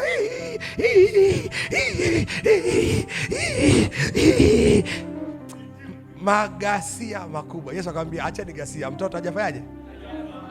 Mwambie jina yako, mtoto hajafanyaje? Biashara yako haijafanyaje? Huyo mwanamume hajaondoka. Nasema huyo mtoto anakurejea katika jina la Yesu. Mtaji wako haujapotea, ila umeondolewa tu kwa muda, ili ukatafute ndugu zake. Unaporudi uje kwa pamoja. Bwana asifiwe sana. Bwana asifiwe sana. Amen. Nataka nikwambie hivi, kuchelewa. Inawezekana Yairo wakati Yesu anapambana na huyu mtoto alikuwa anajiuliza, anapambana na huyu mama akawa anasema, lakini huyu baba nimemwambia mtoto wangu anakaribia kufa. Yaani huyu baba anachelewa. Kwa nini? Alafu hata walipomsema mtoto amekufa, inawezekana angeanza kusema, nilijua tu. Yaani nilijua huyu baba anaga huruma. Hajali. Sikiza, delay does not mean denial. Imecheleweshwa lakini haina maana umekataliwa. Lazaro alicheleweshwa siku 4 mpaka walimzika kaburini, lakini Kristo bado alikuwa na mpango mzuri wa kumfufua katika jina la Yesu. Inawezekana biashara yako ilifungwa mwaka jana, ikafungwa na mwaka juzi. Mungu alisubiri ifungwe kwanza, maso zako zigrow, misuli yako ikue, ili tukianzisha tunaanzisha tena. Yesu akamchukua Yairo akaenda naye. Alipofika kwa watu akamwambia, nyamazeni, mtoto hajafa. Wakamcheka sana. Sikiliza, kuna watu hapa mmekuwa frustrated na watu wamewakisha tamaa. Shida yako unasikiliza sana watu. Mwambie jina yako, ni wewe ndio anakusemesha. Mshike mkono, mwambie ni wewe. Unasikiliza sana sana. Mwambie unaangalia sana mazingira. Yaani unajua kuna wakati Victor unafika kwenye msiba, ulikuwa una mpango wa kulia, lakini ukimwona mama kafunga kibwebwe, anafanya na hivi. Na afu na wewe ghafla unaanza kuona nini? Machozi yanatoka. Nimekataa ya kwamba mwaka huu hautalia katika jina la Yesu. Nasema nimekataa. Sili mimi. Nasema sili. Nasema sili. Yesu akamwambia Yairo, usidondoshe machozi. Na mimi nimekuja kumwambia kuna mtu alikuwa anadondosha machozi, utadondosha tena. Yesu akaenda. Alipofika, Yesu akamwambia, watoeni watu wote nje. Unajua kuna wakati Mungu anahitaji mahusiano yako wewe na yeye. Sasa sina muda wa kufundisha sana hapa leo, patamu hapo, lakini sina muda wa kupafundisha. Oh, haleluya. Akawaambia, toeni hiki kiwingu chote nje kwanza. Unajua shida yako Mungu akutendei mpaka sasa hivi kwa sababu umekaa sana kwa watu. Yaani umekuwa mtegemezi wa watu. umekuwa ombaomba wa watu. Macho yako umeyaondoa kwa Mungu, umeweka kwa watu. Inawezekana mke wa Jairo alikuwa akimwona shangazi analia, na mama John naye analia, na mama Ana naye analia, na yeye anaanza kudondosha machozi. Wewe toka kwenye macho ya watu. Yesu akamwambia toa nje. Wanacheka, haya tutaliona, linajidaidai, linaokoa, linaponya, ngoja tuone. Yesu akamchukua Jairo, akamchukua mke wake, akamchukua Yohana, Petro na Yakobo, akaingia nao ndani. Alafu Yesu akasema neno hili, akamwendea mtoto, akamwambia, akamshika mkono, alafu akamwambia, Taritha kumi, binti inuka. Katika tafsiri yake inasema nira yako imevunjwa, mzigo wako umeondolewa, shida ulionayo imetoweka, matatizo ulionayo yameondolewa. Na kuja kumwambia mtu mmoja, Taritha kumi. Oh, haleluya! Bwana Yesu asifiwe. Nataka uiangalie hali ulionayo na uiambie Taritha kumi. Bwana Yesu asifiwe. Uiangalie hali ulionayo na uiambie shida yangu umeondoka. Alafu Yesu akamwinua yule mtoto, akamwambia mpeni chakula, alafu akaambatana naye kutoka naye mbele za watu. Hakuna tatizo lilokushikilia ambalo Kristo aliwezi. Funika macho yako pale ulipo. Nguvu ya Mungu inaenda kuanguka mahali hapa kama shock ya radi hapa leo. Nguvu ya Mungu inaenda kuwafunika watu katika namna ambayo haijawahi kukufunika katika jina la Yesu. Kuna watu watasikia kama wanatetemeshwa. Kuna watu watasikia kama vile wanainuliwa kutoka walipo, kwa sababu the thunder of the Lord shall come to hit here. Nguvu ya Mungu ya kama radi inaenda kupiga mahali hapa. Inua mikono yako, funika macho yako. Umejiandaa, ukiwa umejiandaa, nataka utoke uwe kama yule mwanamke. Usimwangalie jirani yako, usiangalie ni nani amekuzunguka. Unajua wakati mwingine ustaarabu na hali ulizo nazo wakati mwingine zinatuzuia kuingia katika kiwango ambacho Bwana anataka tuingie. Inua tu mikono yako, inua mikono yako, funika macho yako. Are you ready? Are you ready? Uko tayari? Uko tayari? Uko tayari? Uko tayari? Uko tayari? Moja, mbili, tatu.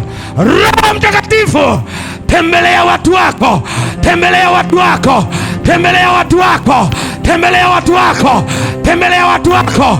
Shika huyo, shika huyo, shika hiyo shida iliyokamata maisha yake, kamata huo ugonjwa ulioshika maisha yake. Sahi, sahi, sahi, sahi. Hicho kilichomshika kinamwachia sahi. Nguvu ndio hiyo, nguvu ndio hiyo, nguvu ndio hiyo, nguvu ndio hiyo.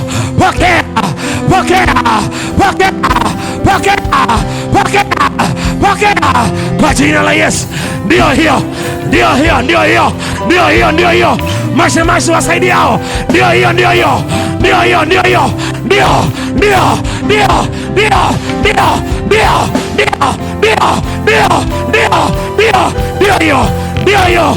Receive the power, receive the anointing now, now, now, now, now, now, now, now, now, now. Receive, pokea, pokea kwa jina la Yesu, kwa jina la Yesu.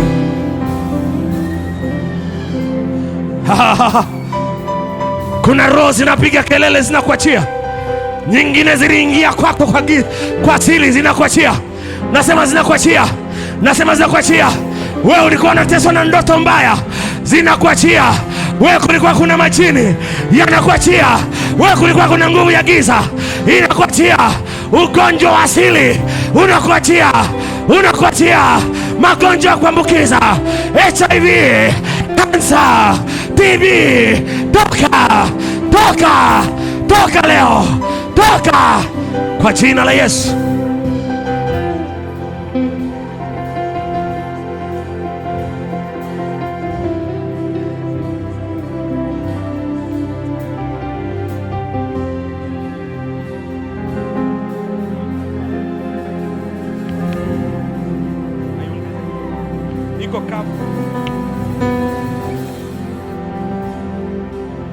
Kwa jina la Yesu, Kwa jina la Yesu. Kwa jina la Yesu. Kila roho za mizimu, kila roho za mababu, kila mamlaka ya giza. Kuna watu, kuna sauti zinawaita, huwa zinakuja zinaita majina yako. Leo hii kila kifungo alichokuwa amekuwekea, kila hali iliyokuwa imekushika, natamka leo hii inakuachia katika jina la Yesu. Kila kilichoshika maisha yako, natuma moto, natuma moto, natuma moto, natuma moto, moto wa Roho Mtakatifu, moto wa Roho Mtakatifu, moto, ita moto, ita moto, usiwe mtazamaji, ita moto, ita moto, ita moto, moto, moto, moto leo, moto leo, moto, moto leo, kwa jina la Yesu, kwa jina la Yesu, kwa jina la Yesu, kwa jina la Yesu. Roho za kutumwa, roho za kutumwa, majini ya kupulusiwa yanakuachia. Roho za kutumiwa, majini ya kutumiwa, toka, toka, toka. Umasikini wa kutumiwa, toka, toka sai, toka sai, toka sai, toka sai, toka. Fukuza, fukuza, fukuza, fukuza usichokitaka, fukuza leo, fukuza leo, fukuza leo, fukuza leo, kwa jina la Yesu, kwa jina la Yesu. Wasaidia, wasaidia, wasaidia, wasaidia, wasaidia, saidia hao, saidia hao, saidia hao, saidia hao, saidia hao, kwa jina la Yesu, kwa jina la Yesu. Roho anapita, roho anapita, roho anapita, anapita leo, anapita leo, anapita leo, leo hii, leo hii, mwisho wa madeni, mwisho wa magonjwa, mwisho wa magomvi, mwisho wa kuonewa, leo hii, leo hii, kwa jina la Yesu, kwa jina la Yesu, kwa jina la Yesu, kwa jina la Yesu. Mwisho leo, mwisho sasa, mwisho sasa, mwisho sasa. Kila uteka, kila uonevu, kila vifungo, mwisho sai, mwisho sai. Wasogezeni mbele huko hao, mwisho sai. Sogeza mbele, sogeza mbele, kwa jina la Yesu. Sogeza mbele, sogeza mbele. Endelea kuomba, endelea kuomba, endelea kuomba, endelea kuomba, kwa jina la Yesu, endelea kuomba. kwa jina la Yesu. Hizo roho haziwezi kustahimili moto ulioko hapa. Hizo roho haziwezi kustahimili moto ulioko hapa. Pana moto hapa, pana moto hapa, pana moto hapa, pana moto hapa, pana moto leo, pana moto, pana moto leo, pana moto leo, pana moto, pana moto leo, pana moto, pana moto leo. Omba sahi, ita moto, ita moto kwenye biashara, ita moto kwenye kazi, ita moto kwenye ndoa yako, ita moto kwenye tumbo lako, ita moto, moto sahi, moto sahi, moto sahi, moto sahi, moto sahi, moto sahi, moto sahi, moto sahi, moto sahi, kwa jina la Yesu, kwa jina la Yesu, kwa jina la Yesu, kwa jina la Yesu, kwa jina la Yesu, kwa jina la Yesu. Ita moto, ita moto, moto, moto, moto, ita moto, moto, moto, sahi, sahi, sahi, kwa jina la Yesu, kwa jina la Yesu, kwa jina la Yesu, kwa jina la Yesu. Roho za mizimu, roho za mizimu, roho za mizimu, roho za mababu, roho za mizimu, roho za mababu, sauti za kigeni zinazosema ndani yako, roho ya kushindwa, roho ya kata tamaa, moto sahi, katika jina la Yesu, kwa jina la Yesu, katika jina la Yesu. Kuna watu wanasikiaga sauti za kushindwa tu, sauti za kukata tamaa, sauti za kujiua. Funika macho yako, Roho Mtakatifu anapita, anakutoa katika hicho kifungo. Huwezi ukafa, nasema huwezi ukafa, nasema huwezi ukafa, nasema huwezi ukafa, nasema huwezi ukafa, kwa jina la Yesu, kila roho ya kigeni iliyojificha inayokuambia utashindwa, utakufa, haya ikuachie, nasema ikuachie, nasema ikuachie, kwa jina la Yesu, kwa jina la Yesu, kwa jina la Yesu, kwa jina la Yesu, kokote uliko, toka, toka, toka, sema toka, sema toka, sema toka, kanisa sema toka, toka, toka, toka, toka, toka, sema ukimaanisha, sema ukimaanisha toka, toka, toka, toka, Sikusikii. Toka. Sikusikii. Toka. Sikusikii. Toka. Sikusikii. Toka. Sikuachie. Toka. Unaachiwa. Yes. Unaachiwa. Yes. Unaachiwa. Yes. Unaachiwa. Yes. Unaachiwa. Yes. Unaachiwa. Yes. Moto juu yako. Moto. Moto juu yako. Moto. Moto juu yako. Moto. Roho za ulevi. Yes. Roho za ukahaba. Zinaachia. Roho za uzinzi. Zinaachia. Roho za uchawi. Zinaachia. Roho za kiganga. Zinaachia. Achia sai. Achia sai. Achia sai. Achia sai. Achia sai. Achia sai. Achia sai. Achia sai. Achia sai. Achia sai. Achia sai. Achia sai. Vifungo vya Yes. familia. Nira za familia. Achia sai. Achia. Achia. Kwa jina la Yesu. Kwa jina la Yesu. Achia, achia, achia, achia, achia. Achia, achia, achia, achia, achia, achia. Achia, achia, achia, achia, achia, achia. Nira achia. Vifungo achia. Achia sahi. Achia sahi. Achia sahi. Achia sahi. Achia sahi. Achia sahi. Achia sahi. Achia sahi. Achia sahi. Achia sahi. Kila vifungo, kila nira, kila minyororo, kila minyororo. Moto unashuka. Moto unashuka. Moto unashuka. Moto unashuka. Achia sasa. Achia sasa. Achia sasa. Achia sasa. Achia sasa. Achia sasa. Kwa jina la Achia Yesu. sasa. Kwa jina la Yesu. Kuna watu wana magonjwa wasioyajua. Yes. Mengine ni magonjwa ya tumbo, wengine ni magonjwa ya kifua, wengine tu ni magonjwa katika mwili. Usikii mwili wako ukiwa vizuri. Funika macho yako, inua mikono, inua mikono, inua mikono. Funika macho yako, funika macho yako. Leo hii unatoka hapa ukiwa umewekwa huru katika jina la Yesu Kristo. Kuinua mikono ni ishara ya kwamba nasalenda. Nasalenda, sio adhabu, sio adhabu. Sio adhabu, sio kwa sababu nataka uinue tu mikono.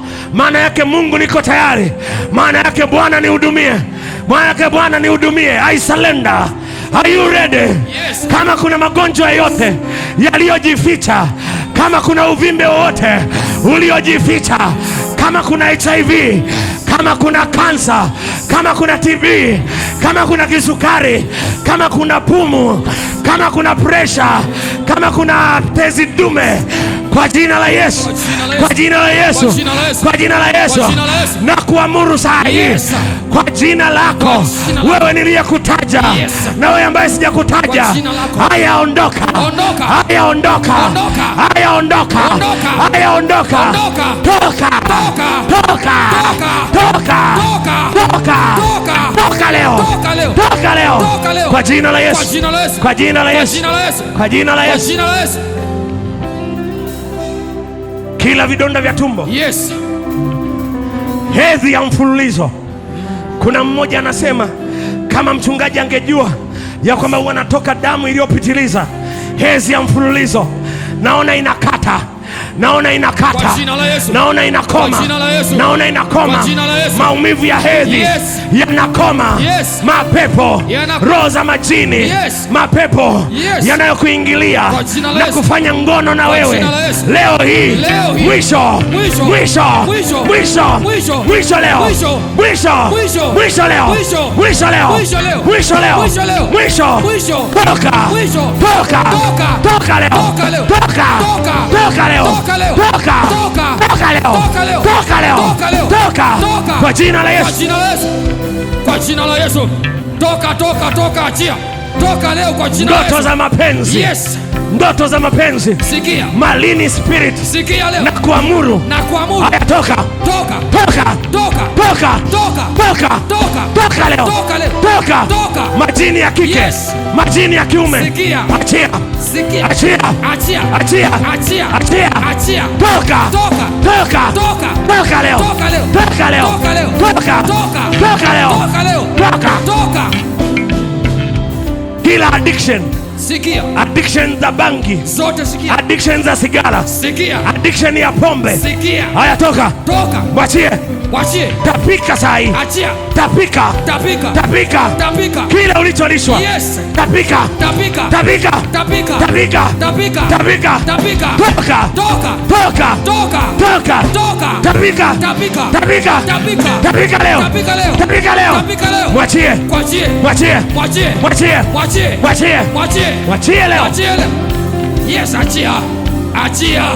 Achia. Achia. Achia. Achia. Achia. Achia. Achia. Kila roho za kipepo. Achia. Achia. Achia. Achia leo. achia leo, achia leo, achia leo, achia leo, Kwa achia jina la leo. Yesu. Kwa jina la Yesu. Nisikilize, funika tu macho yako. Kuna watu katika mikono yenu huwa kuna roho zina sense pesa inapotaka kuja kwenye mikono yenu.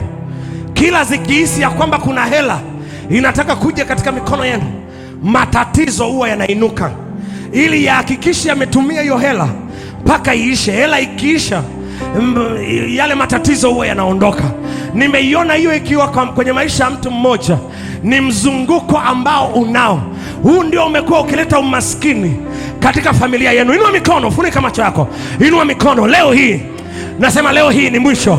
Unapita katikati ya kundi la watu, unagusa pindo la Yesu, na leo hii inanyamazisha mateso. Leo hii inanyamazisha hiyo hali inayotesa maisha yako. Haya, hiyo roho, piga kelele, ondoka! Piga kelele, ondoka! Ondoka! Ondoka!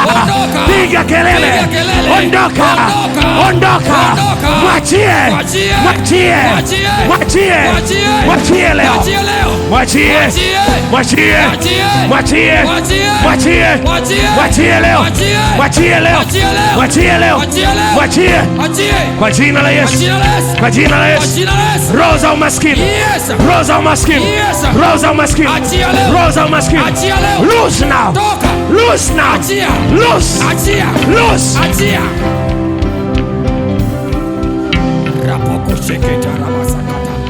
Achia leo, achia, achia, achia, achia. Wasaidie hao. Yes. Saidia hao. Kwa jina la Yesu. Saidia hao. Kwa jina la Yesu. Saidia hao. Kwa jina la Yesu. Saidia hao. Kwa jina la Yesu. Saidia hao. Kwa jina la Yesu. Na ninyi mlioko nyumbani, hii nguvu iko hapo, inakusaidia. Kwa jina la Yesu. Inakusaidia. Kwa jina la Yesu. Inakusaidia. Kwa jina la Yesu. Inakusaidia. Kwa jina la Yesu. Nyosha mikono yako. Yes. Wewe uliyeko nyumbani, nyosha mikono, nyosha mikono. There is power. There is anointing. Uko upako. There is power. Ipo nguvu. There is anointing. Uko upako. Nyosha mikono. Yes. Nyosha mikono. Nyosha mikono. Nyosha mikono. Nyosha mikono. Kuna mtu anamwamini Mungu Yes. kwa ajili ya ndugu yake aliyeko hospitali saa hii. Ninaona malaika wakiwa wamejipanga kwenye vitanda vya hospitalini, na ninapoenda kuomba ombi hili leo hii, kuna wagonjwa wanapata discharge. Yes. Wagonjwa wanaruhusiwa. Yes. Na kuna mmoja ninapozungumza hii, Yes. yuko kwenye mipira ya oxygen. Baada ya maombi haya, Yes. mipira inaondolewa. Kwa jina la Yesu. Mipira inaondolewa. Kwa jina la Yesu. Mipira inaondolewa. Kwa jina la Yesu. Do you believe? Yes. Do you believe? Yes. Je, unaamini? Naamini. Inua mikono yako. Kwa jina la Yesu. Inua mikono yako. Yes. Sema, Bwana Yesu, Bwana Yesu. leo hii, Leo hii. mwisho Mwisho. wa mateso yangu. Wa mateso yangu. Mwisho Mwisho. wa mateso Wa mateso. ya ndugu zangu. Ya ndugu zangu. Leo hii. Leo hii. Leo hii. Leo hii. Unanitembelea. Unanitembelea. Kwa jina la Yesu. Kwa jina la Yesu. Kwa jina la Yesu. Kwa jina la Yesu. Receive power. Yes. Receive power. Pokea nguvu. Pokea nguvu. Yes. Ndio hiyo. Napokea. Ndio hiyo. Napokea. Ndio hiyo. Napokea. Ndio hiyo. Napokea. Ndio hiyo. Napokea. Ndio hiyo. Napokea. Ndio hiyo. Napokea. Kama maji. Napokea. Kama upepo. Napokea. Ndio hiyo. Napokea. Kama kisulisuli. Napokea. Ndio hiyo. Napokea. Ndio hiyo. Napokea. Ndio hiyo. Napokea. Receive. Napokea. Pokea. Napokea. Pokea. Napokea. Kwa jina la Yesu. Napokea sahi. Napokea sahi. Napokea sahi. Napokea sahi. Nguvu ya uponyaji. Napokea sahi. Nguvu ya uzima. Napokea sahi. Nguvu ya kutoka kwenye kila kifungo. Napokea sahi. Nguvu ya kutoka kwenye kila mateka. Napokea sahi. Nguvu ya kuinuka kila nilipoanguka. Napokea sahi. Napokea sahi. Napokea sahi. Sitakuwa mnyonge tena. Napokea nguvu. Napokea nguvu. Napokea nguvu. Napokea nguvu. Napokea nguvu. Napokea nguvu kwa jina la Yesu. Kwa jina la Yesu. Kwa jina la Yesu. Yes.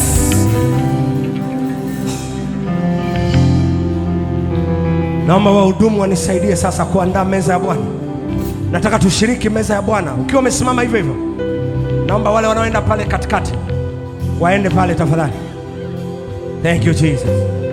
Thank you Jesus. Asante. Wale wanaosimama pale na pale wasimame pale haraka haraka haraka haraka. Thank you Jesus. Thank you Jesus. Thank you Jesus. Pastor Sesi, chap chap chap chap.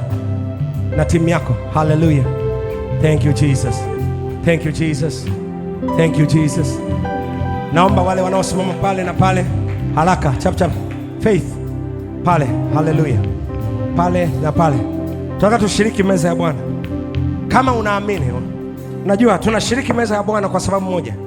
Yesu Kristo alipokuwa anajua anaenda msalabani na anaenda kuikamilisha kazi iliyokuwa iko mbele yake, aliwaambia wamwandalie karamu.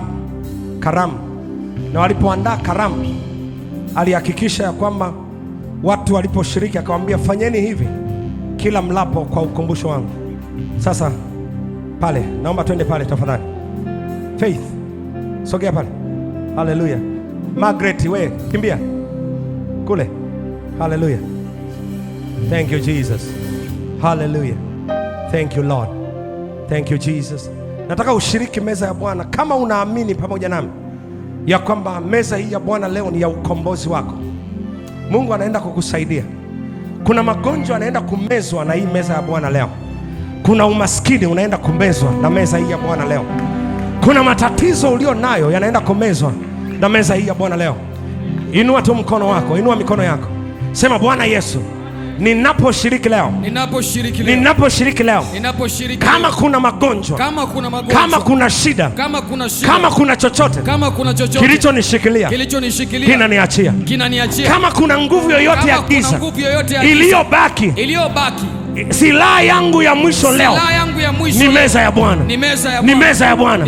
Magonjwa toka, umaskini toka, kushindwa toka, majini, mapepo, roho za kushindwa toka leo kwa jina la Yesu. Mungu asante katika jina la Yesu. Funika macho yako, mwambie Mungu kwa maneno yako nini unataka Bwana afanye kwenye meza ya Bwana ya leo. Thank you Jesus. Mwambie tu Bwana, nini unataka afanye? Nini unataka afanye? Nini unataka afanye? Nini unataka afanye? Nini unataka afanye? Nini unataka ufanye? Thank you Jesus. Damu ya Yesu, damu ya Yesu inakuja katika maisha yako. Hallelujah. Praise him tafadhali. Hallelujah. Thank you Jesus. Chukua ushirika wa Bwana pale. Chukueni kabisa alafu mpande. Hallelujah. Thank you Jesus. Thank you Jesus. Thank you Jesus. Ukimaliza kusema, sogea katika meza ya Bwana, tukianzia kule nyuma tafadhali. Mashemasi mnisaidie kuwaongoza watu kwa utaratibu kabisa. Kila mtu anakuja anashiriki. Yule ambaye moyo wake unapenda kumpa kushiriki, ashiriki. Yule anayeamini ya kwamba kuna nguvu. Sikiliza, haijalishi una magonjwa, haijalishi una addiction gani, haijalishi una kifungo gani kimeshika maisha yako. Nakwambia leo hii, baada ya ushirika wa Bwana huu, umemeza.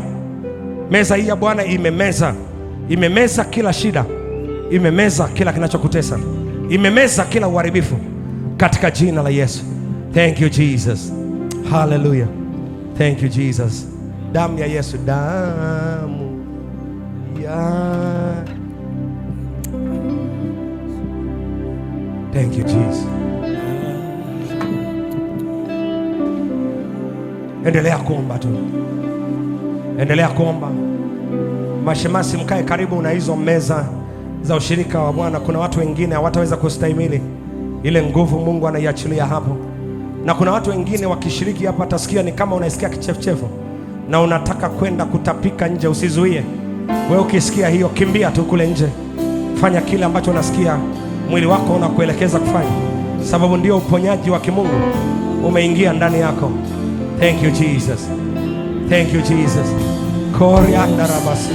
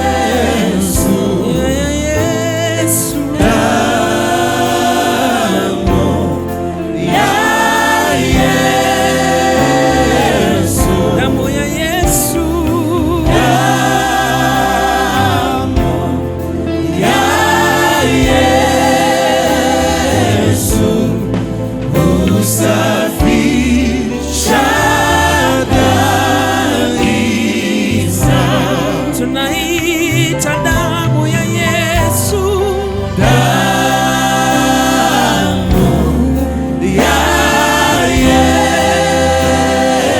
damu ya Yesu, damu ya Yesu, damu ya Yesu, damu ya Yesu,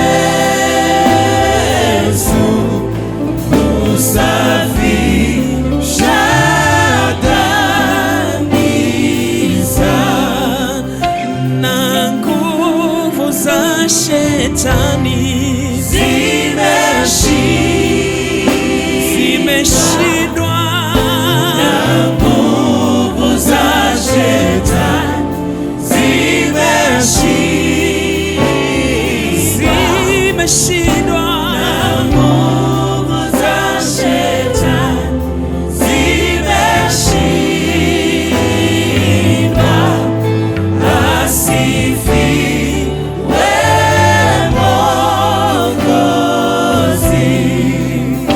na nguvu za mapepo zimeshindwa, zimeshindwa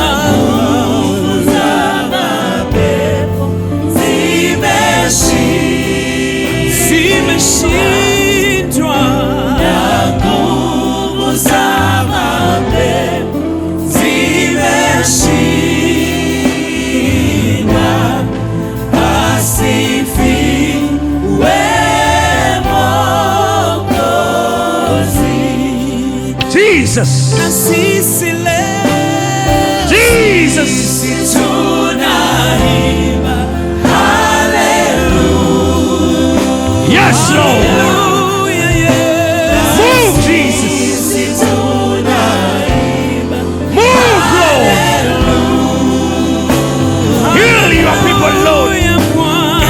Deliver them from every infirmity.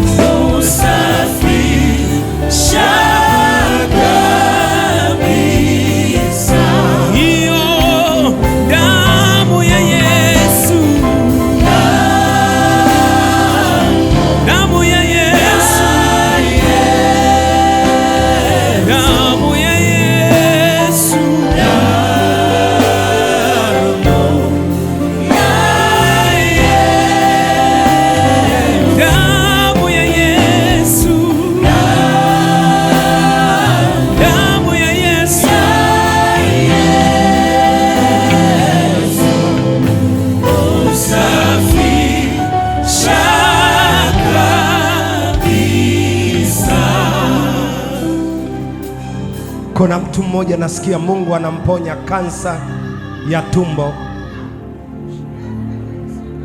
Kulikuwa kuna dalili na viashiria vya kansa, na unapokunywa ushirika huu mtakatifu unapona. Umepona, umepona, umeponywa, umeponywa katika jina la Yesu. Njia yako ya haja ndogo, mkojo, imepona, imepona. Kansa ya kizazi imepona, imepona. Uvimbe katika matiti yako unaondoka kwa jina la Yesu, kwa jina la Yesu. Kuna mama mmoja ninaona kuna uvimbe ulikuwa mkono wako wa kulia hapa kwenye eneo la nyonga, haukusumbui wala hauumi, lakini kulikuwa kuna uvimbe hapa. Ulianza kama kaupele kadogo hapa, lakini mkono wako wa kulia, na taratibu kimeendelea kukua na kimekuwa kikubwa. Mungu ananiambia damu hii ya Yesu na mwili huu wa Kristo ulioshiriki leo unaenda kuyeyusha ndani ya hizi siku 7 zilizoko mbele yako. Huo uvimbe hautakuwepo tena. Receive healing. Pokea uponyaji, pokea uponyaji, pokea uponyaji katika jina la Yesu. Na kuna mfanyabiashara mmoja huko hapa, ulipoteza mfanyabiashara mwenzako, mteja wako mmoja mkubwa sana wa kibiashara, mtu aliyekuwa anafanya biashara na wewe, alikuwa anafanya biashara kwa ukubwa sana, na tangia ameondoka katika biashara yako umeyumba, umeyumba, umeyumba, umeyumba. Mungu ananiambia kuna siku alikuja kuchukua mzigo kwako, na alipochukua ule mzigo akiwa anaondoka dukani kwako, na wewe unaikumbuka. Naposema hivi, hiyo siku unaikumbuka. Alikutana na mtu, na yule mtu alimrushia kitu bila yeye kujua, na tangia wakati huo hajataka kufanya tena biashara na wewe. Zilizokuwa zinamzuia asifanye biashara na wewe ni nguvu za giza. Nami kwa mamlaka ya jina la Yesu Kristo na kupitia ushirika wa meza ya Bwana ulioshiriki, natuma moto juu yake katika jina la Yesu. Kila roho ziliwekwa kwenye macho yake asifanye biashara na wewe tena, hizo roho zimeondoka katika jina la Yesu Kristo. Na ushahidi wa hiki ninachokikwambia, kati ya leo na Jumatano ya wiki ijayo atakupigia simu akitaka kuja kuchukua mzigo kwenye biashara yako. Kati ya leo na Jumatano, ondoka ukiwa umeamini, tarajia muujiza huo. Mungu anaenda kukushangaza katika jina la Yesu Kristo. Thank you Jesus. Kuna dada mmoja, naona kidole chako hiki cha pete wanavarishwaga wa dada kinawasha, kimekuwa kinakuwasha kwa siku kama 3 mfululizo, na umekuwa ukijiuliza ni kitu gani. Yuko hapa dada mmoja, kidole chako hiki wanavarishwaga pete za uchumba hiki na pete za ndoa, kimekuwa kinakuwasha kwa siku kama 3 hivi au zaidi. Kidole chako, yuko hapa? Yes, sogea hapa. Hallelujah. Thank you Jesus. Thank you Jesus. Thank you Jesus. Thank you Jesus. Thank you Jesus. Hallelujah. Thank you Jesus.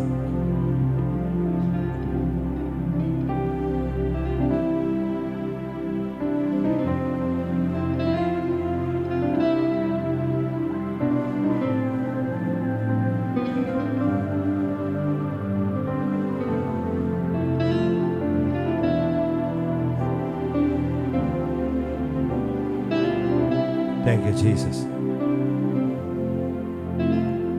Thank you Jesus. Simamisha. Thank you Jesus. Kila nguvu za giza zilizokuwa zinapigana na ndoa hii, haya mwisho, mwisho leo kwa jina la Yesu. Kila pepo zilizokuwa zimejivika katika kidole hiki, kila pepo zilizojivika sababu za kuachwa, katika jina la Yesu, haya zinakuachia. Naitangaza ndoa yako katika ulimwengu wa roho, lakini naitangaza katika ulimwengu wa damu na nyama. You are receiving it in the name of Jesus. In the name of Jesus. In the name of Jesus. Thank you Jesus. Receive it. Thank you Jesus. Baba, natangaza vidole hivi na kila nguvu za giza zilizokuwa zinafanya kazi katika vidole hivi, haya zimeondoka. Kila utambulisho kwenye ulimwengu wa roho uliokuwa unaonekana umeondolewa, bali sasa yuko tayari kuingia katika ndoa katika jina la Yesu.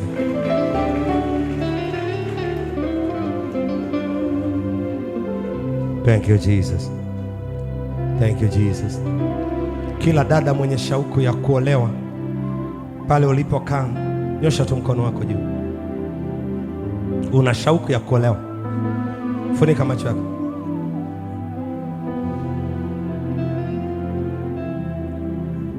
Nasikia tu katika ulimwengu wa roho neno likisema hivi, likikuita kwa jina lako, alafu linasema andika, andika. Kwa mfano inasema Dorcas, andika, andika.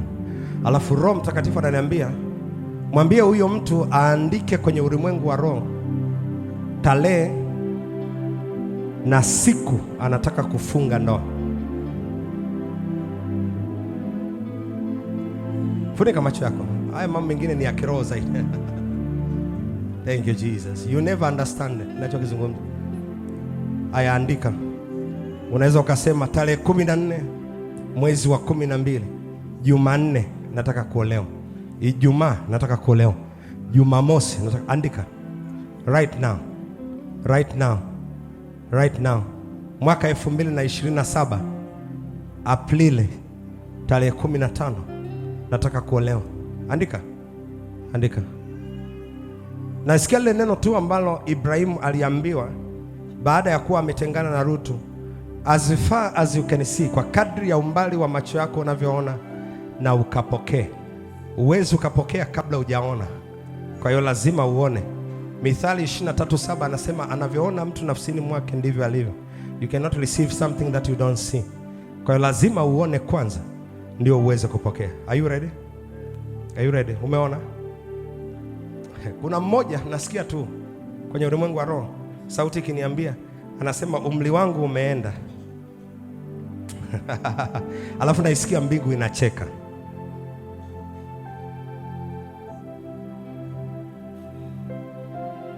Ndio nimesikia hivyo. Anasema umri wangu umeenda, alafu naisikia mbingu imecheka.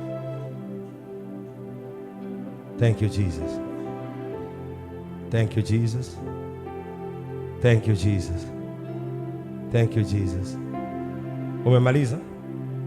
Sema Bwana Yesu, kama nilivyosema. Kuna mama mmoja namsikia anasema, na mimi ningepewa nafasi ya kusema kwa yule mtoto wangu asiyekuwepo hapa ningesema. Na wewe mama, nyosha mkono, sema, andika.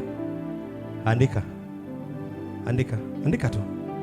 Andika sasa hivi. Oh my Lord, my Lord, my Lord. My Lord, my Lord, my Lord, my Lord. It is happening. It is happening. It is happening. Inatokea, inatokea, inatokea, inakuwa, inakuwa, inakuwa. It is not the matter, sio swala la umri, sio swala la wakati, sio swala, naiona inakuwa, inakuwa, inakuwa, imekuwa na imetokea katika jina la Yesu Kristo. Nimeyafungua malango ya ndoa kwa mamlaka ulionipatia. Nimeyafungua malango ya ndoa. Baba, ninawahamisha vijana wa kiume na wanaume kutoka nchi yoyote na mahali popote. Ninatuma nguvu ya Mungu inawabeba, inawakutanisha na wadada hawa katika jina la Yesu Kristo. Ninawafungua macho vijana walioko hapa kuanza kuwaona wadada hawa katika jicho la tofauti katika jina la Yesu Kristo.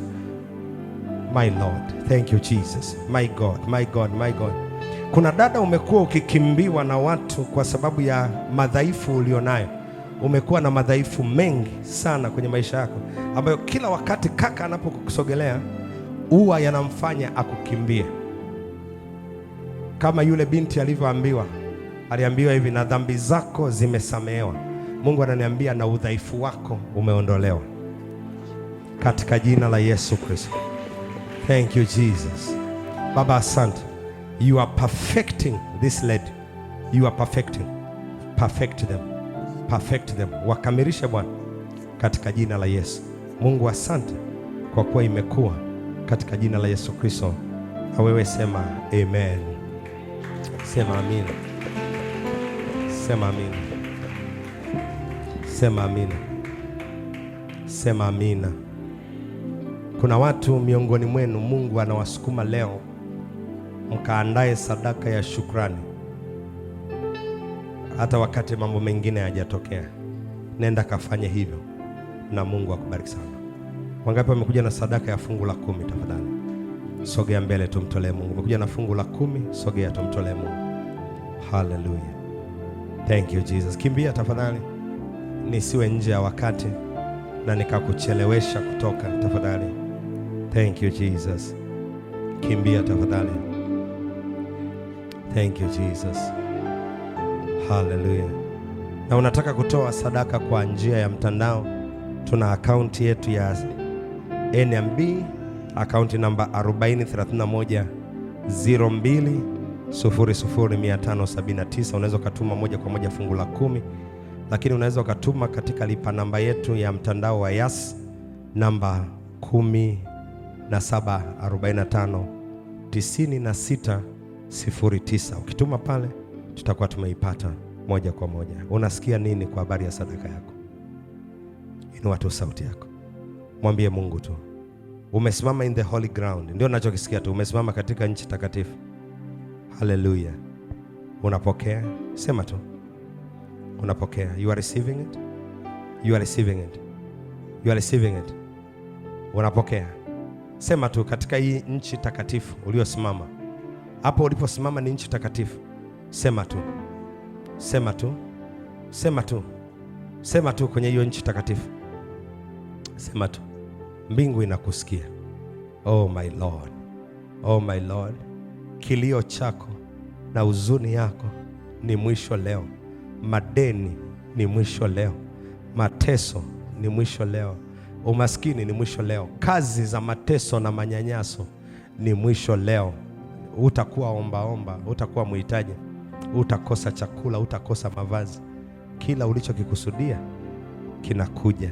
Oh my Lord, my Lord, my Lord. Kamanda rabos reke manda rababa kusha.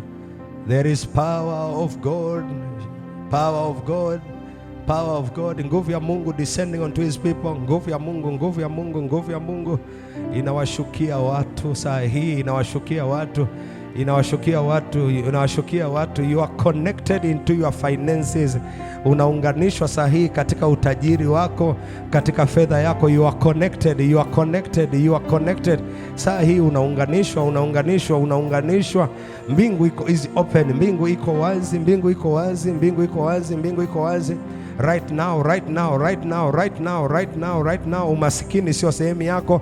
Maisha magumu na kung'ang'ana sio sehemu yako. Maisha ya kuombaomba sio sehemu yako.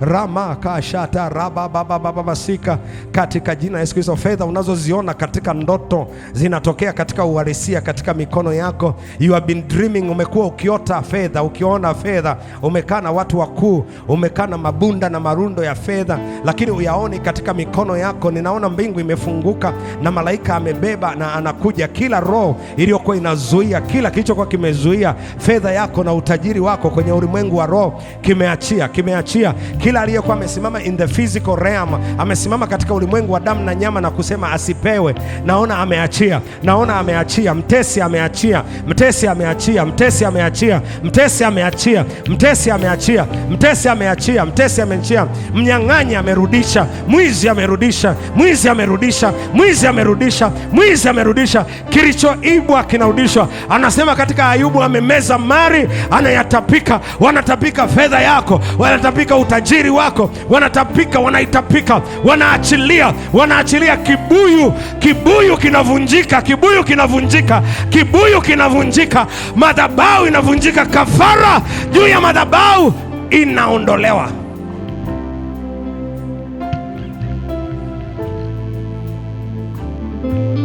In the name of Jesus.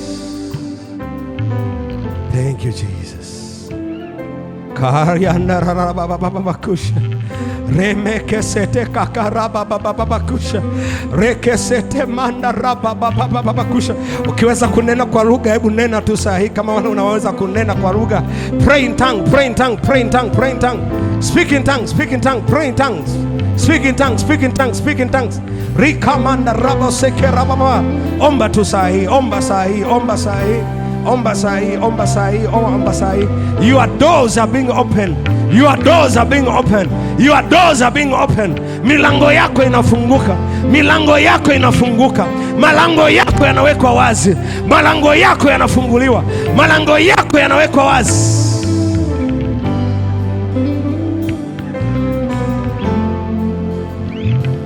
Wasaidie tu hao. Help them.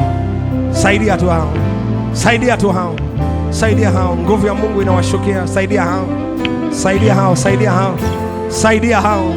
Saidia hao. My Lord! My Lord! Karianda rabos. Rekemanda rabos. Uchumi mgumu sio sehemu yao. Kung'ang'ana sio sehemu yao. Ugumu sio sehemu yao. Katika jina la Yesu. Kuzuiwa kwa promotion sio sehemu yao. Kwa jina la Yesu. Navunja kongwa la utumwa. Navunja kongwa la mateso. Navunja konga la kuhitaji. Kilio na kuzurumiwa sio sehemu yako. Sio sehemu yako. Sio sehemu yako. Kuzurumiwa, kuibiwa, kupoteza sio sehemu yako.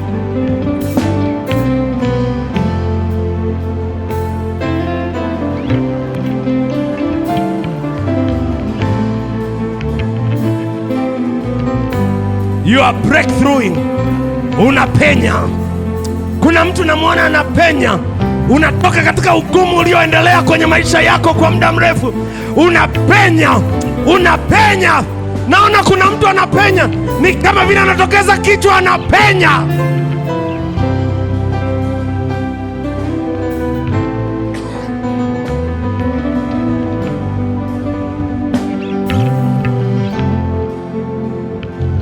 Thank you, Jesus. Thank you, Jesus. In the name of Jesus. In the name of Jesus. In the name of Jesus. In the name of Jesus. In the name of Jesus. In the name of Jesus. In the name of Jesus. In the name of Jesus. In the name of Jesus. Saidieni tu atoe sadaka in the name of Jesus. Baba, uchumi wake umewekwa huru kwa jina la Yesu. In the name of Jesus. Katika jina la Yesu. Yes, in the name of Jesus. In the name of Jesus.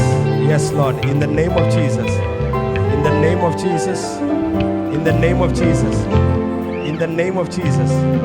Katika jina la Yesu. Thank you, Jesus. In the name of Jesus. In the name of Jesus. In the name of Jesus. In the name of Jesus. In the name of Jesus. Katika jina la Yesu. In the name of Jesus. Katika jina la Yesu. In the name of Jesus.